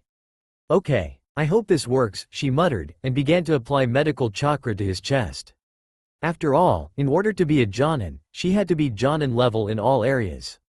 As 5 minutes of continuous healing went by, it seemed that despite the healing factor the Kyuubi bestowed and the medical chakra that Yugito added, he was a goner. Both Kurama and Yugito wept, as their host and new lover respectively died before their eyes. I believe I can help, a voice appeared, and a man stepped out of the shadows. His Rinnegan shone brightly under the lights of Naruto's house. Both the Biju gasped. Those eyes. The eyes of their creator. Geto. Rinne Tensai no Jutsu, Outer Path. Samsara of Heavenly Life Jutsu. Nagato shouted, and the King of Hell was summoned. His mouth opened, and green light shot out of it. The light reformed into a soul, and it started to re-infuse into Naruto's body. The King of Hell dispelled, and Naruto started to groan. Now that. Stung like a bitch, he muttered, and he opened his eyes. Yugito cried tears of joy as she hugged him. You idiot, don't do that again. In his mindscape, his parents sighed and Kushina commented, trust him to sacrifice himself to save a loved one. A lot like you, Minato. Don't worry, Yugito-chan, I'll be there for you. Always, Naruto declared as he leaned in, and had his first kiss. Their lips met in a moment of passion, where both just only had absolute love for each other. Not that I want to spoil the mood, but I have some business to settle with Naruto-kun, Nagato said after clearing his throat as loudly as he could. Yes, Nagato-sensei? And thank you for saving me, he added after the Kyuubi told him what happened. I'm dying. Why didn't you say so earlier? Naruto demanded. Anyways, I'm giving you the greatest gift I have ever given. My Rinnegan. Nani? Naruto shouted in surprise. You shouldn't be shocked, after all, you were my only student, and a promising one at that. You show a lot of potential. To become the greatest shinobi that ever existed. You, Uzumaki Naruto, are the child of the prophecy. What prophecy? Naruto and Yugito asked simultaneously. Once, the Grand Toad Elder of Myobokuzen told a prophecy to the Toad Sage, Jiraiya. He said that one day, Jiraiya would have a student who would have enough power to change the world, for the better or the worse. I was a student of Jiraiya, and I had power to change the world, but I didn't. So right now, I'm handing my eyes to you so you can carry on my wish. But, I'm not a student of Jiraiya, Naruto exclaimed. Smirking, the reply came, oh, you will. Now, will Konan-chan do the honors? Papers started fluttering, and when they stopped, Conan emerged. "Hi, Nagato-kun. Some last words." "Conan-chan, I love you." "And Naruto-kun? You sure know how to pick them." Both blondes in the room blushed, while Conan's face turned solemn. "Goodbye, Nagato-kun," she muttered as her fingers became coated with chakra. Reaching for his eyes, she extracted them with a deft grasp, and placed them in a storage jar. "You ready, Naruto-kun?" Naruto nodded, and laid on the floor. She let him drink a concoction, and he fell asleep. Doing the same thing with Naruto's eyes, she then replaced them with the Rinnegan. The eyes will take a while to be incorporated into his system, but it should take a few hours only, because Nagato was his distant uncle. Conan said to Yugito, and left with Nagato's body wrapped in papers. Yugito tended to him for the next hour, and after the second one, he woke up. This vision, so clear. Then he recalled what happened. Nagato-sensei. Rushing to the mirror, he realized what had transpired in the past hours. Conan-san said you needed some rest, and I suggest a henge to hide your Rinnegan. Yugito voiced. "Alright, henge," Naruto shouted, but the Rinnegan still remained there. Kurama facepalmed. "Naruto-kun, try channeling chakra to your eyes." He did so, and the Rinnegan faded away, morphing into his normal cerulean eyes. Repeating the process, his blue irises expanded, then the color faded into purple. Cool. Doing it once again, he walked back to Yugito. Apparently, the henge doesn't work with dojutsu. Yugito sighed. "I bet you're gonna get all excited and start training with your new eyes, right?" "You bet, Yugito-chan," Naruto exclaimed, and Yugito rolled her eyes. "Naruto-koi, I suggest going now. Anyway, your missions start tomorrow, right?" "Hi, Yugito-hime," Naruto answered with a cheeky grin, and said, "See you later." The next day, Naruto left the house with a shunshin, and arrived to find that Kakashi was actually on time. "Let's go to the Hokage's office," Kakashi instructed Team 7, and they scattered. Upon arriving, the Hokage opened a scroll, and said, "Team 7. First D rank, eh? Well, the mission is to catch Tora." "Wait, we get to catch a tiger, Hokage Gigi? Sounds like fun," Naruto commented enthusiastically. Meanwhile, the rest of Team 7 thought about how rude Naruto was, while Kakashi just raised an eyebrow and sighed. "Tora. The cat of the daimyo's wife," the Sandaime elaborated. The whole of Team 7 facepalmed. Kakashi said, "Welcome to the wonderful world of D ranks." After another useless week of D ranks, Naruto was pissed. "Hokage Gigi, we can't have another D rank." The Sandaime sighed. He knew this would happen sooner or later, so he opened another cabinet labeled C ranks, and pulled out a scroll. "Let's see. Mission to Wave. Your objective is to protect Tazuna the bridge builder."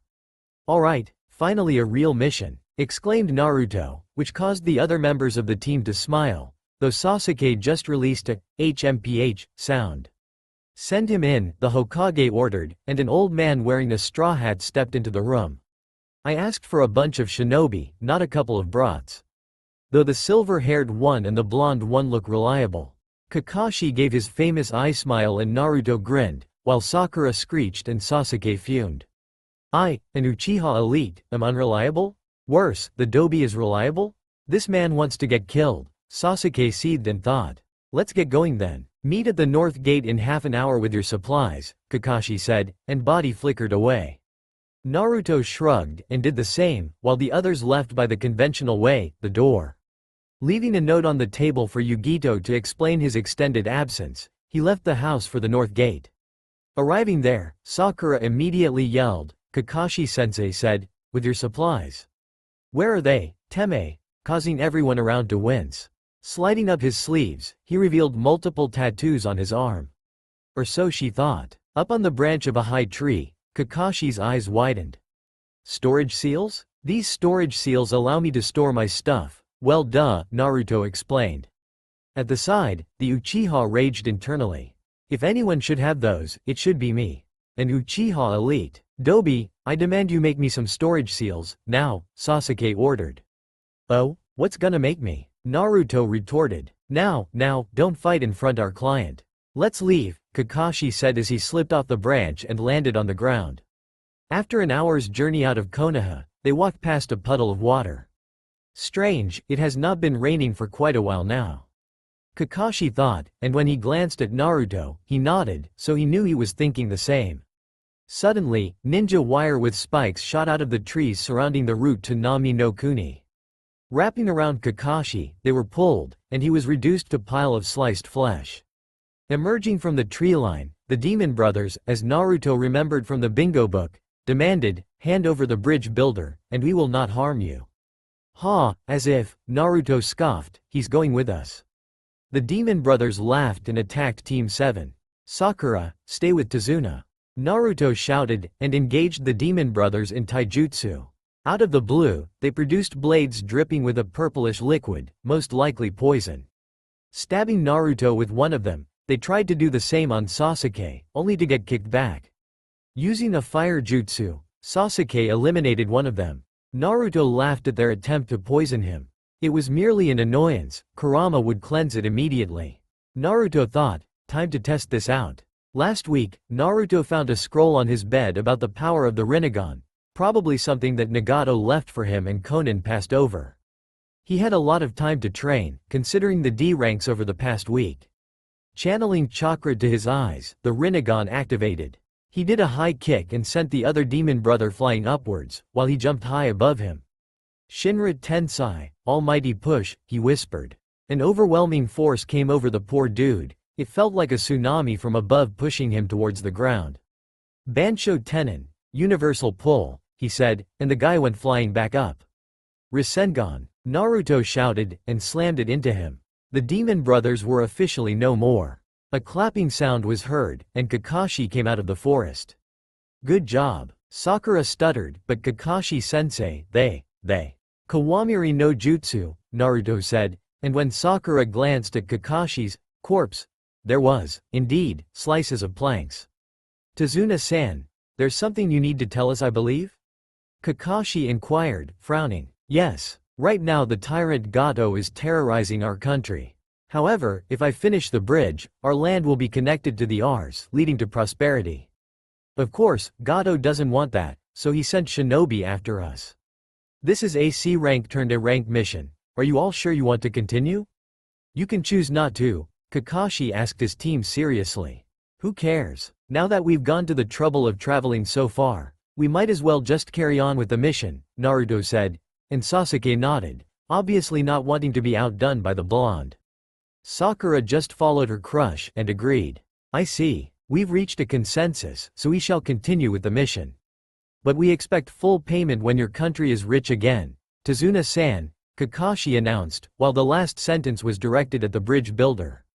"I understand. Arigato, Konoha-nin." The group carried on with their trip, and on the border, Kakashi met yet another weird sight, a white rabbit. It's summer, yet it has a winter coat. Something is wrong, Kakashi thought, then shouted, "Everybody duck." The whole lot dropped to the ground as a giant cleaver-like sword flew at their head level and ended up cutting into a tree trunk. "That's the Kabikari Bocho. Momochi Zabuza, Demon of the Mist, a rank, formerly from the 7 Swordsmen of the Mist," Kakashi recited, having memorized his entry as part of his Anbu training. Sharingan no Kakashi. Now I see why the demon brothers weren't able to take Tazuna. "I'll do it then," Zabuza shouted. He was dressed in black camouflage pants while wearing a white, bandaged version of Kakashi's face mask. His Hittite faced in another direction, unlike most Nukanen who kept their Hittites facing the front with a slash across their metal plates, signaling their lack of allegiance to a village. Kakashi grimaced and slitted his Hittite such that it uncovered his left eye, the cursed Sharingan. "So early. Let's begin, shall we?" Zabuza said with a maniacal laugh and tossed dozens of shuriken at Team 7. Grabbing a kunai, Kakashi deflected them, though his reflexes were obviously augmented by the Sharingan. Naruto ordered, "Sakura, stay with the old man. Sasuke, you're with me." Sasuke agreed. After all, there was not much Sakura could do here. The killing intent of Zabuza flooded through the area, which was situated near a giant lake because it was at the border of the land of fire and wave country. Sasuke started choking, and held a kunai to his throat. The killing intent of a Jonin. "Perhaps I should end it, saves me from the pain." Naruto, of course, was having no problem due to the Kyuubi. Kakashi said, "Sasuke, put down your kunai. I have no intention of letting any of you get killed here." Zabuza shouted, enough with the crap. Kirigakure no jutsu, mist hiding jutsu. Mist flooded the area, and Zabuza stalked to the area where Kakashi was. Immediately, Kakashi turned back and slashed in the midsection, only for him to burst into water. Mizu Bunshin, water clone. The real Zabuza emerged, and bisected Kakashi with the Kabikari Bocho. Kakashi, however, burst into water as well, the original behind him with the Sharingan spinning and glowing. He copied my jutsu? Zabuza thought, and dived into the lake. Now, where's he? Kakashi thought, and stepped onto the water with chakra. Shit, he said, as the water bubbled and Zabuza shouted, Sweden. Suiro no jutsu, water style. Water prison jutsu. Water around Kakashi swirled and formed a bubble-like contraption, trapping Kakashi within. Naruto thought fast, he would have to remove the hand that Zabuza was sticking into the water prison in order to maintain it. Zabuza, not Naruto. Concentrating, chakra flowed to his eyes. The blue portions of his eyes expanded, then faded into purple, and concentric rings rippled from his iris. Using his fine chakra control from tree climbing and water walking exercises, he focused the gravitational force into the size of a palm, and aiming at Zabuza's hand, he whispered, Shinra Tensai. The force was like a bullet, less impact and more pressure. Over the week, Naruto had learned how to control the size of his pushing force. Hitting his hand directly, Zabuza swung his hand back uncontrollably, breaking the water prison. Kakashi was shocked. As a Sharingan user, he could hardly keep track of a Rinnegan user's moves, so he didn't know what happened, or the fact that Naruto had the Rinnegan in the first place. Quickly stepping aside, Zabuza started flashing through many hand seals. Kakashi's Sharingan started spinning again, and he began copying the hand seals at the same rate. Naruto's eyes widened as he recognized the jutsu. After all, there was only one with so many hand seals. He finished his hand seals, tiger, hare, boar, dog, just as they finished theirs. Sweden. Suiryuden no jutsu. Both Kakashi and Zabuza yelled, while Naruto shouted, Doden. Doryuheki, earth style, earth wall. Their water dragons clashed in mid-air, causing the whole shore to flood. Luckily, Naruto's earth wall covered the rest of Team 7 as the water rushed towards them. Zabuza smirked, and taunted, you can't defeat me. You can only copy, like a monkey. HMPH, don't underestimate monkeys, Kakashi retorted, referring to the Hokage. Entering in another set of hand seals, Zabuza was about to call out his jutsu when Kakashi shouted, Sweden. Daibakufu no jutsu, water style.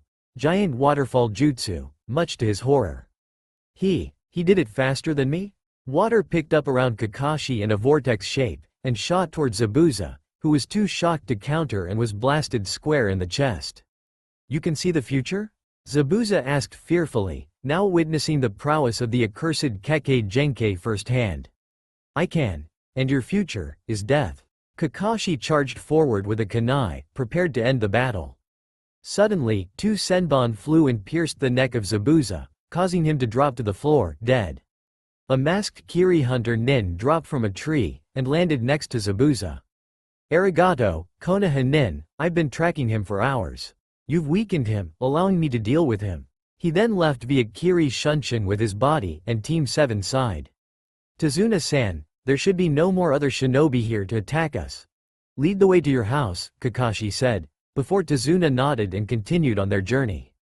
After reaching their house, his daughter, Tsunami, greeted them, and gave them guest rooms. Upon settling down, Kakashi had to rest for a while due to chakra exhaustion. Naruto told Kakashi, I'll be training nearby. Leaving the house for the nearby forests, he thought, I have to learn how to increase my control of the gravitational forces. Bansho Tenin, he said after activating the Rinnegan while focusing on a tree. It started warping towards him.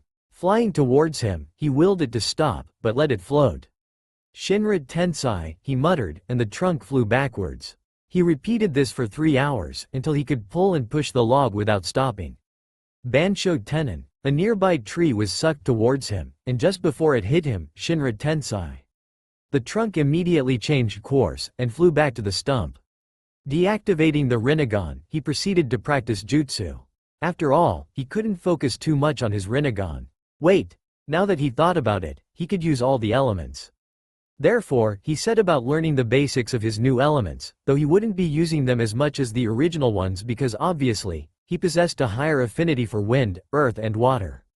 Additionally, he could only use lightning and fire when the Rinnegan was activated. It was late in the evening when Naruto returned to the house, just in time for dinner. Kakashi had woken up, and took the rest of Team 7 chakra control exercises. Kakashi-sensei, now that I think about it, that hunter nin seemed suspicious, Naruto voiced at the table, just as Kakashi was about to speak.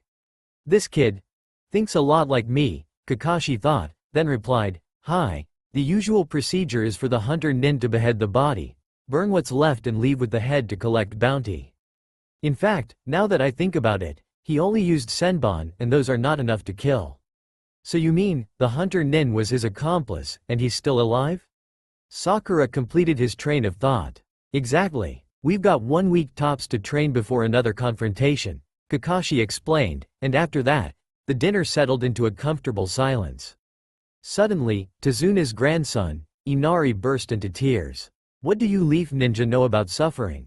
I bet you've spent the years in comfort while every day, we fear for our lives in the hands of Gato's men. Oi, kid, you don't know what you're talking about. Do you know the pain of having no family at all? Of being treated like a demon in your own village? Naruto demanded, his anger rising. But then, his features relaxed at the thought of Yugito. However, this pain can be eased when you have precious people. Like your mum and your grandfather. When you have precious people, you must protect them with your life, for they are the reason of your existence. For example, if it weren't for my lover, I would have committed suicide long ago. Inari at this moment, decided to go to his bedroom to ponder about what he said. Meanwhile, Sasuke, with his selective hearing, seethed at the thought of Naruto having a lover. How could someone love a clanless dobi like him? If they should love anyone, it should be me, an Uchiha elite. Not that I want to love anyone, attachments make me weak. I'm going to train, Naruto declared as he put his dishes in the sink and left the house. Throwing jutsu after jutsu, he only stopped after about 50. Such was his stamina. Charging his chakra, he was about to do another 50 when he heard a clapping sound. Turning around, he saw Kakashi walking over, icha in hand. I was surprised you could do so many jutsu. Much less without stopping, he commented, though I was surprised to learn you could use 3 elements. Most genin don't even know elemental jutsu, and even if they do, they only do it for 1. Naruto released a breath he didn't even know he was holding. He doesn't know about the other 2 elements, or the Rinnegan yet, phew. Naruto thought. Kakashi-sensei, I know you have 4 elements, so can you teach me some high-ranking water and earth ninjutsu? Naruto requested, and Kakashi's eye widened. First, the water dragon jutsu. I already know that one, he interrupted. Oh, show me, Kakashi said as he flashed through the hand seals in 12 seconds. Naruto shrugged, and finished it within 5 seconds. Incredible. To think he possesses such a high speed for hand seals, Kakashi mused. So, what's next? Right now, I can't really think of any high-ranking water jutsu, though I think you could ask Kushina-san. The Uzumaki were famous for their Suiden jutsu. Kakashi suggested, though the second part was a low whisper. Actually, there are not many high-ranking water and earth ninjutsu, considering that earth is a defensive element while water is neutral, mainly used for augmenting lightning jutsu, Kakashi continued. Naruto nodded, and continued throwing wind attacks at the nearby trees, occasionally slashing them with a water whip or piercing them with earth spikes. Well, nay, Kakashi left, one hand waving while the other was holding on to that perverted piece of literature. The next morning, a girl wearing a pink dress and black choker entered a clearing, holding a basket full of herbs. She spotted slash marks on the trees in the vicinity, and some stumps. Then, she saw a ninja in the middle of it all, sleeping soundly. Thoughts flashed through her mind rapidly. This is one of the Konoha nin from yesterday. Should I? No, never mind, she pondered while her hand poised over his neck. Then she moved it to his collar, and just as she was about to shake him awake, he said, I know you're there. Naruto opened his eyes to find a girl grabbing his collar. Blushing, she let go, and said, What are you doing here on an early morning, Shinobi-san? I could say the same, Naruto redirected the question, to which she replied, My name is Haku. I'm plucking herbs to heal my friend. Oh, you have precious people, then? Naruto cocked his head. This girl had piqued his interest. Hi, this is my only precious person. I believe that only when one has a precious person, then one has a purpose, and this can make one stronger.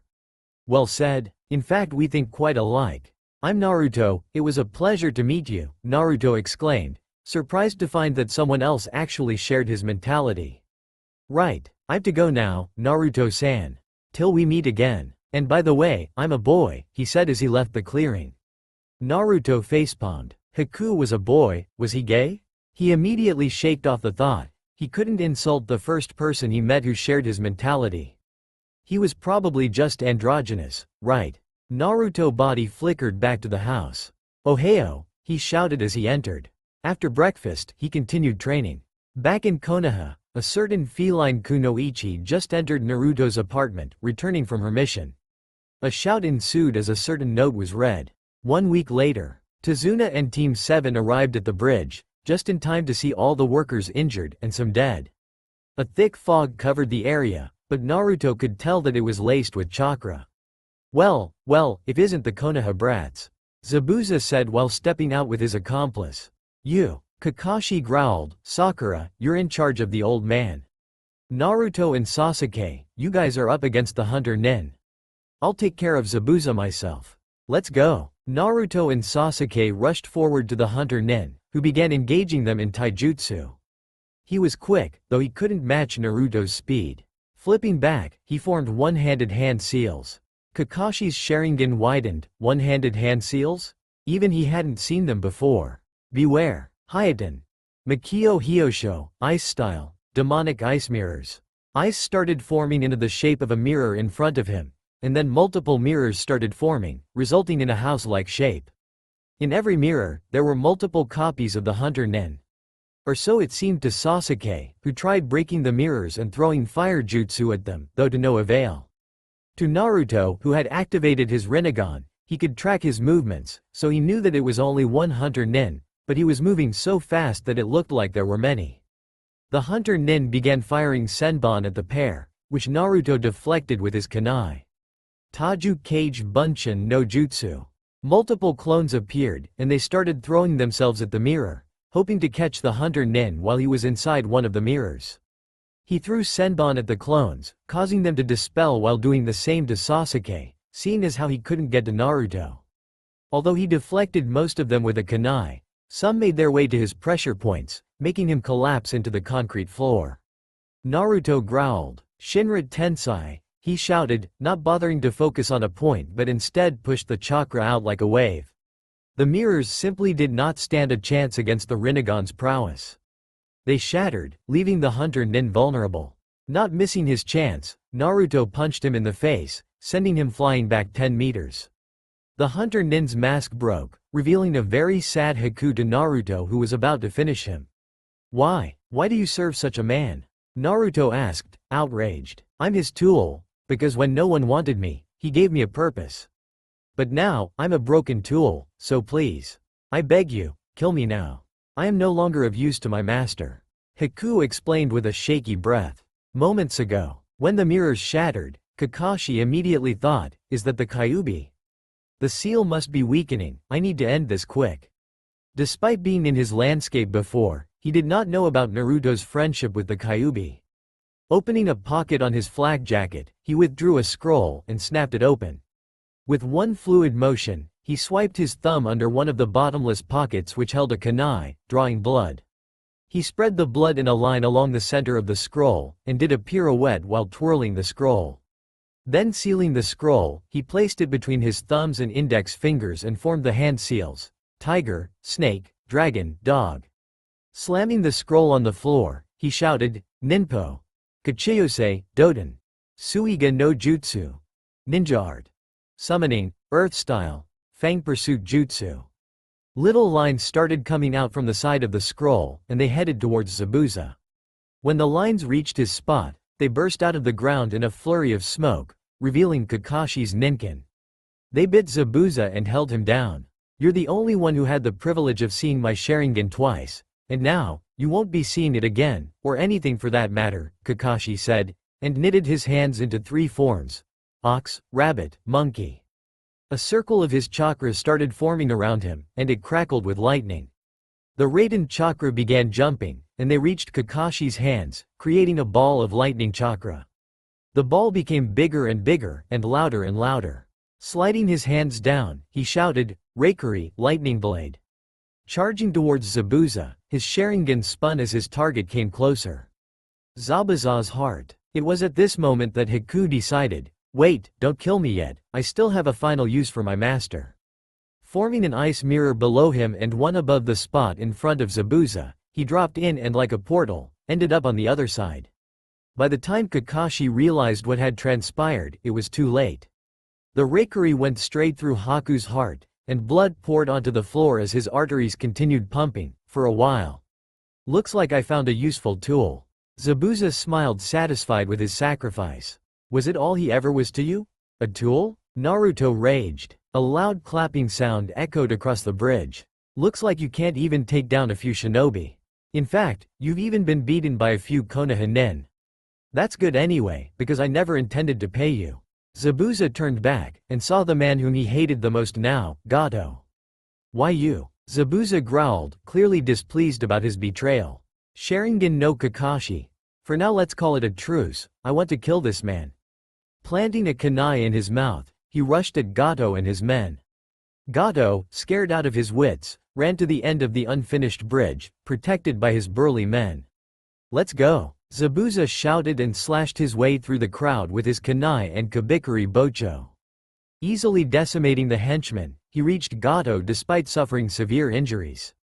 Gato backed off in fear. He had just seen the demon of the mist slaughter all of his lackeys. "No, don't kill me. I'll pay you." A low laughing sound came out from Zabuza's mouth. "You won't buy me this time, and not forever," he shouted, and grabbing his cleaver, bisected the tyrant. Gato, or his corpse, flew back and dropped into the depths of the water below. Zabuza collapsed onto one knee, and turned to Team 7, "My time is up. Thank you, blonde brat, you've let me see that Haku was more than just a tool. Though I hope that I can be in heaven with Haku. I know that's not possible. So my last wish is to be buried, with Haku." "Of course," Naruto said solemnly. Kakashi sighed and replaced his hitate. "Looks like we're done here." Looking back, they saw Sakura trying to revive a dead Sasuke. Groaning, he sat up, only to wince in pain due to the senbons still stuck in him. "Sasuke-kun, you're alive," Sakura said, smiling. "HMPH, of course. Did you think that the Hunter Nen could ever get to me, an Uchiha elite?" Sasuke smirked, though he was still smarting from the pain.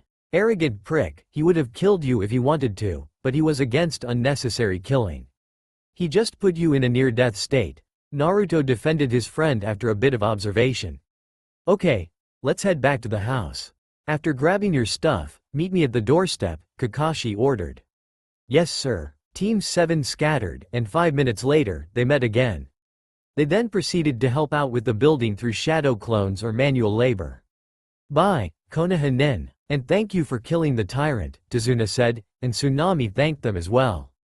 "Naruto-Nisan, thanks for your speech. I now finally understand the importance of my family," Inari spoke up, while hugging his grandfather and mother.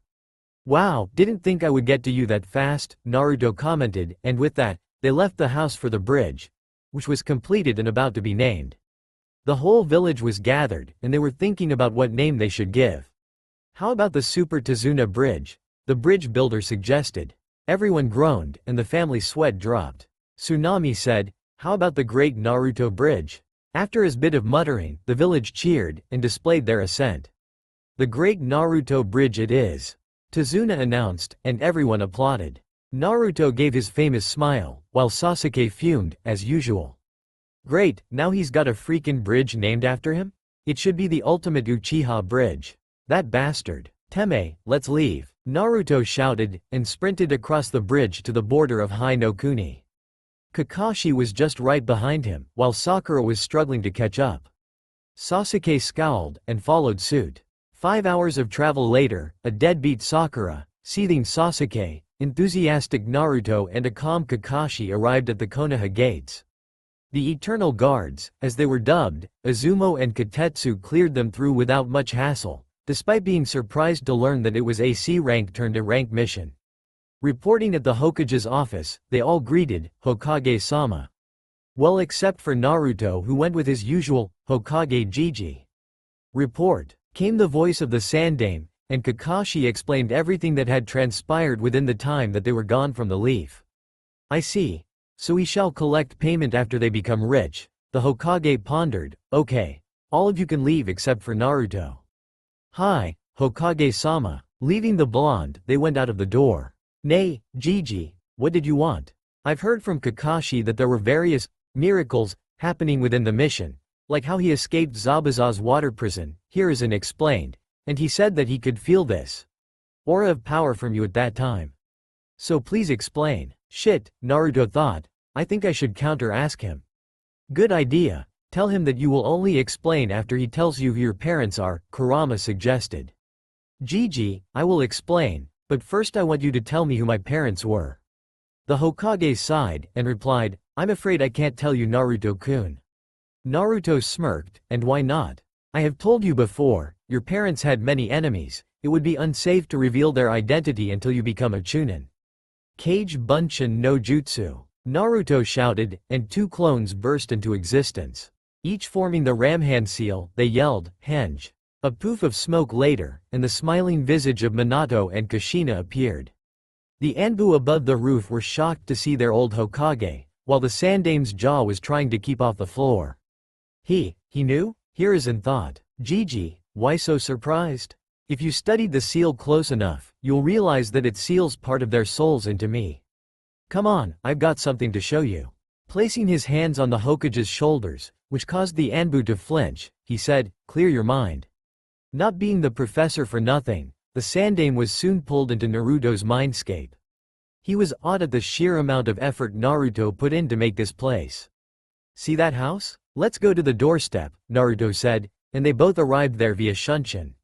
Knocking on the door, Kushina answered, though the Hokage was not really surprised considering what the blonde said earlier about the soul seal. What a surprise, Hokage Dono.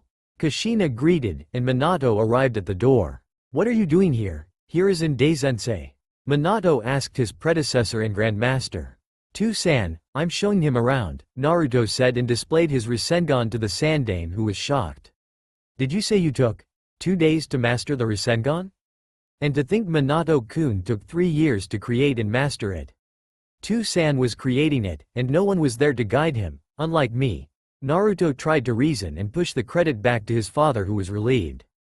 At this rate, I'll give you these, Minato said, and retrieved a scroll from his pocket.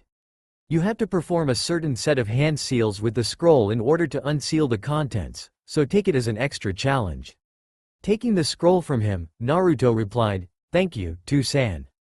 Now I have to take Hokage Gigi to see my tenant. His parents nodded knowingly while Hiruzen just seemed puzzled. Follow me, Naruto instructed, and brought him to the edge of the waterfall. Grabbing him, Naruto pulled both of them into the lake below. Nay, Kurama-chan, I'm here, Naruto called out, and the Sandame thought, Kurama-chan? Who's that? The water curtain parted, and a lady in an orange singlet and blue skirt stepped out. While Hiruzen managed to hold in his nosebleed, he questioned, who is this, Naruto-kun? The lady laughed, and a bright light started emitting from her body. The bright shape transformed, and when it died down, the Kyuubi was revealed. The Kyuubi no Yoko. The Hokage was speechless. Transforming back into her original shape, she sat down in the middle of the lake and water began swirling around her. Activating his Rinnegan, Naruto saw greenish chakra flowing into her coils. Natural energy, huh? The Hokage looked into the lake, and saw Naruto's reflection, more importantly, his eyes. Hi, Hokage Gigi, I possess the power of the Rinnegan. The Sandame was just shocked beyond shock. How much did he not know about his grandson figure? Just to demonstrate, Kurama-chan, throw a fireball at me, Naruto said, and she nodded. Fire chakra gathered into a big ball near her mouth, and she fired it at him. Shinra Tensai. An invisible wave shot forth from his palms, deflecting the fireball back to Kurama. Then he jumped in front of her and shouted, Gakido. Fujutsu Kyuin, Preta Path. Jutsu Absorption. A circle of energy enveloped him, and the moment the fireball hit the orb, it started getting sucked into Naruto's palms, replenishing his chakra. Impressive, the Hokage mused. Naruto winked at Kurama, who over the past week, had been teaching him about the abilities of her old man's eyes. Hokage Jiji, the only thing I request is for confidentiality. Of course, the Sandaime agreed, but please tell me if there are such things in the future. Soon, he was pulled back into the real world. You're dismissed. Forming the seal of confrontation, he left with a shunshin, though it was not a leaf shunshin.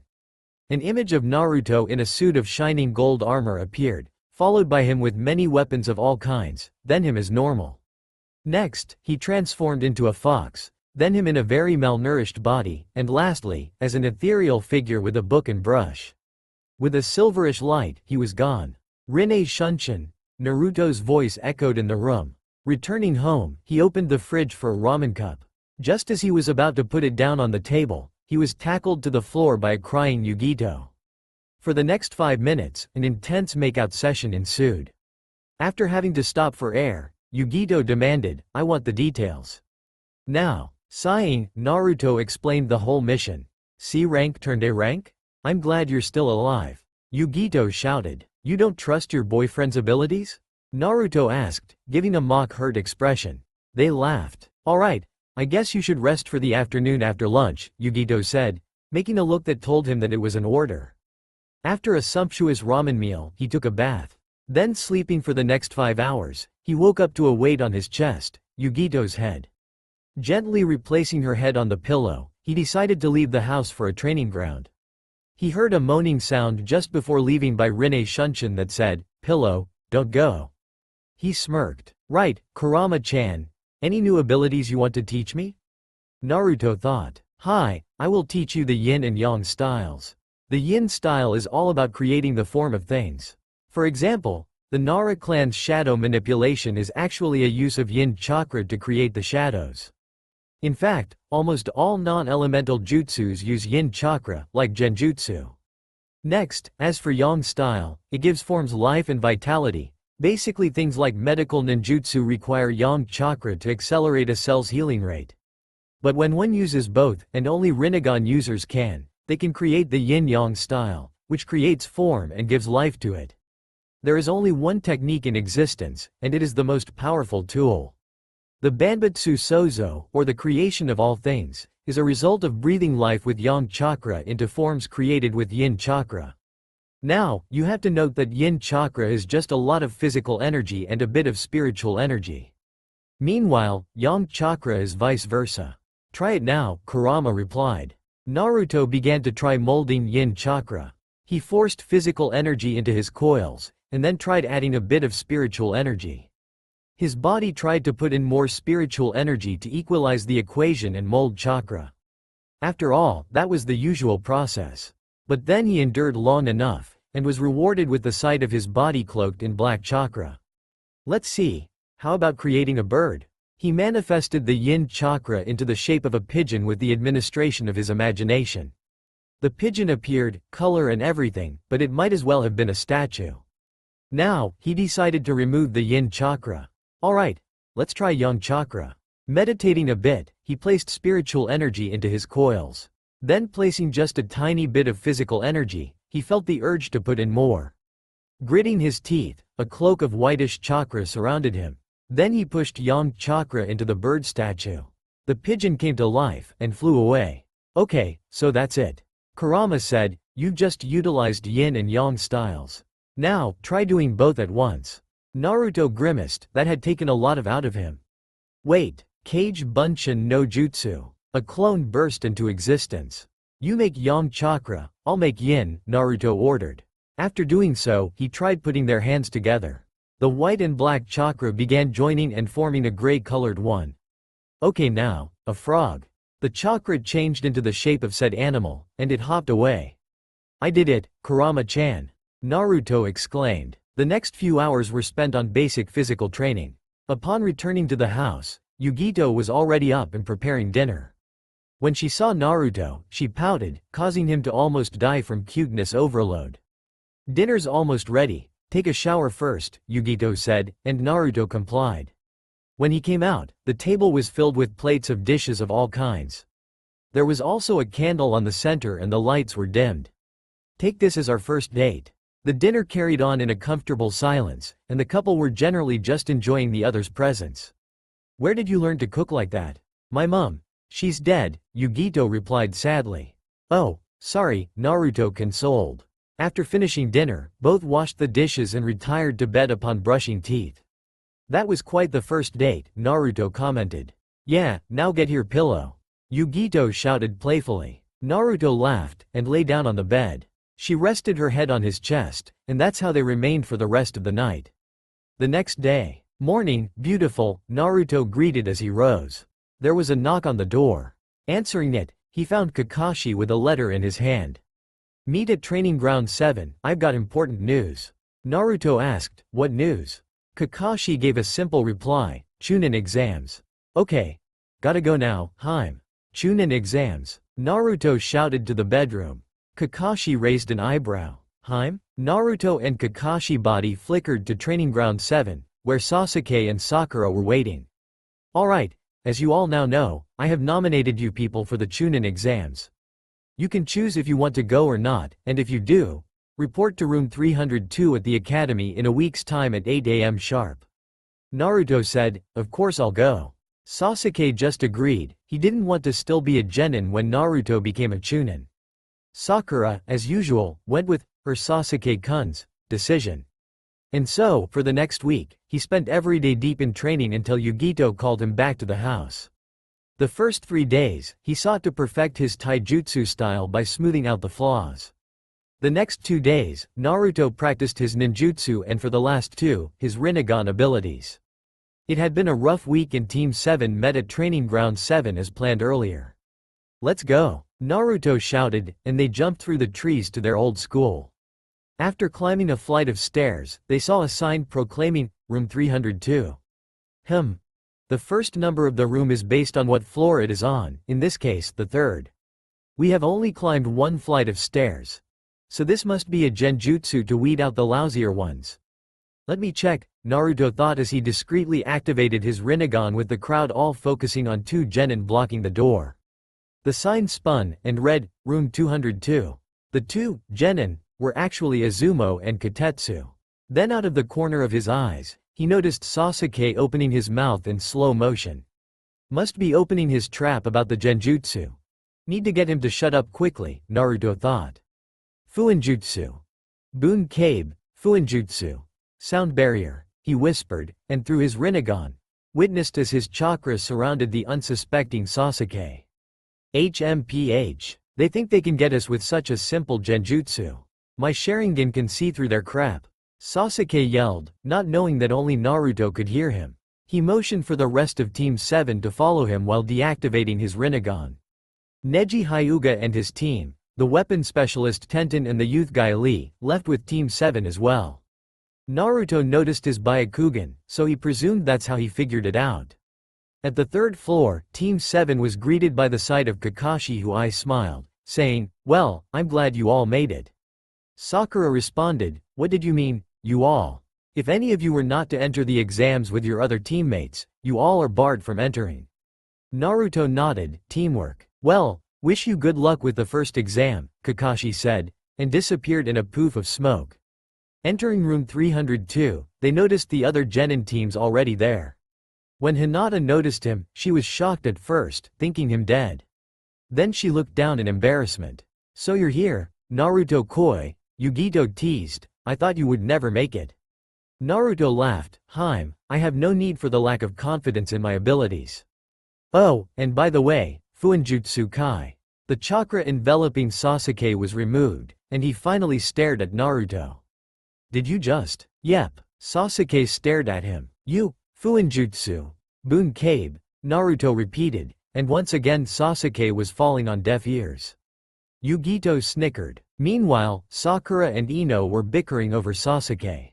Again, a silver-haired Konoha nin walked to them and said, I'd suggest keeping your volume down. You people do not want to be a target to those people.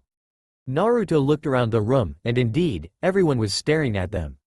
Who are you? Naruto asked, but as I'm the one asking, my name is Uzumaki Naruto. I'm Yakushi Kabuto. I have info on every genin here today. With these, he replied, and pulled out a deck of cards. Just tell me who. Naruto sensed a giant source of chakra and killing intent directed towards him from the middle of the room. His eyes landed on a redhead Suna nin. Him, Naruto pointed. Picking up a card, words and a picture began surfacing on the blank face. Sabaku no Gaara, genin of Sanagakure, and the Yondaime Kasekage's youngest child. His team members are Sabaku no Tamari and Sabaku no Kankuro, his siblings. He has completed 30 D ranks and 13 C ranks. Interesting to note, he has never been hurt. Ever. Oh dear, Kurama spoke up, my insane brother, Shukaku, Ichibi no Tanuki. So he's a Jinchuriki? No wonder, Naruto thought. I want your blood. Uzumaki, you will prove my existence. Gaara shouted across the room.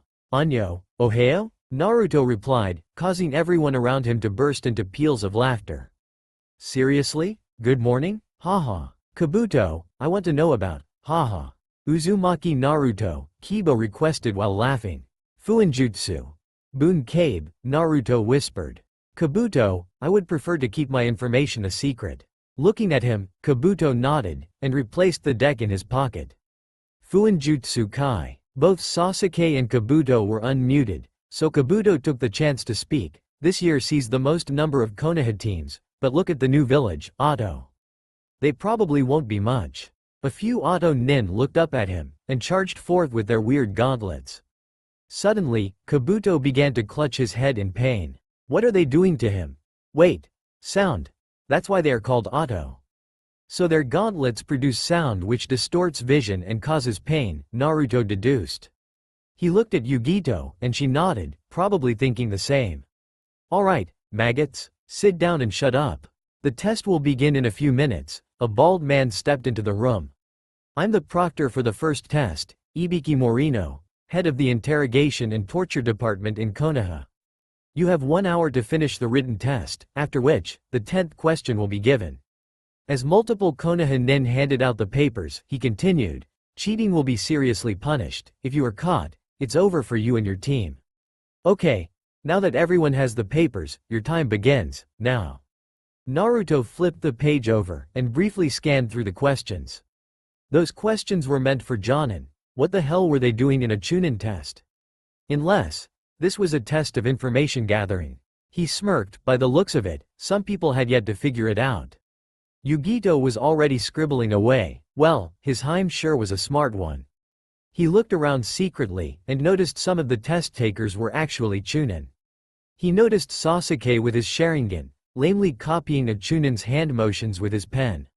The Hyuga cousins were using their Byakugan. So it seemed that everyone with a dojutsu was using them. Using the Biju plane, he got the answers from Matabi and Kurama. 50 minutes later. Alright, time's up, maggots. Put your pens down before I break your hands, Ibiki shouted, causing the genin to wince. Time for the 10th question. But first, you have an option to not take the question, and if you do, your whole team fails. Then of course we'd take the bloody question. Kiba yelled. However, if you get the question wrong, you can never retake the Chunin exams. Ever, Ibiki declared with a sadistic smile. Mutters began spreading through the room. Teams began leaving. Naruto bided his time till there were 10 teams left. Raising his hand he slammed it on the desk. Of course we'd take the last question. If we don't have the courage to move on, we don't deserve to be Chunin. Anyway, even if I fail this question, I'll still be the first genin to be the Hokage. Everyone in the room was inspired by his speech, and they remained in the room. Looking around the room, he said, no one else? In that case, you all pass. The room was shocked. They almost yelled, what the, when a ball flew into the classroom, breaking the window. It unraveled, revealing a giant poster with 4 kunai at its corners, pinning the poster effectively. Luckily, Ibiki had sidestepped instinctively, so he managed to narrowly avoid being a pincushion. The poster read, the single proctor of the second test, Mitarashi Anko. Said woman was grinning sadistically, just like Ibiki. Anko, you're early. Again, Ibiki commented from behind the poster. Ah, look at these maggots. I just wanted to play with them earlier, couldn't I? Anko said seductively to Ibiki. The genins in the room blushed, but Naruto knew for sure, play definitely didn't mean fun. That's all for now. If you enjoy this video, then please like, share and do comments.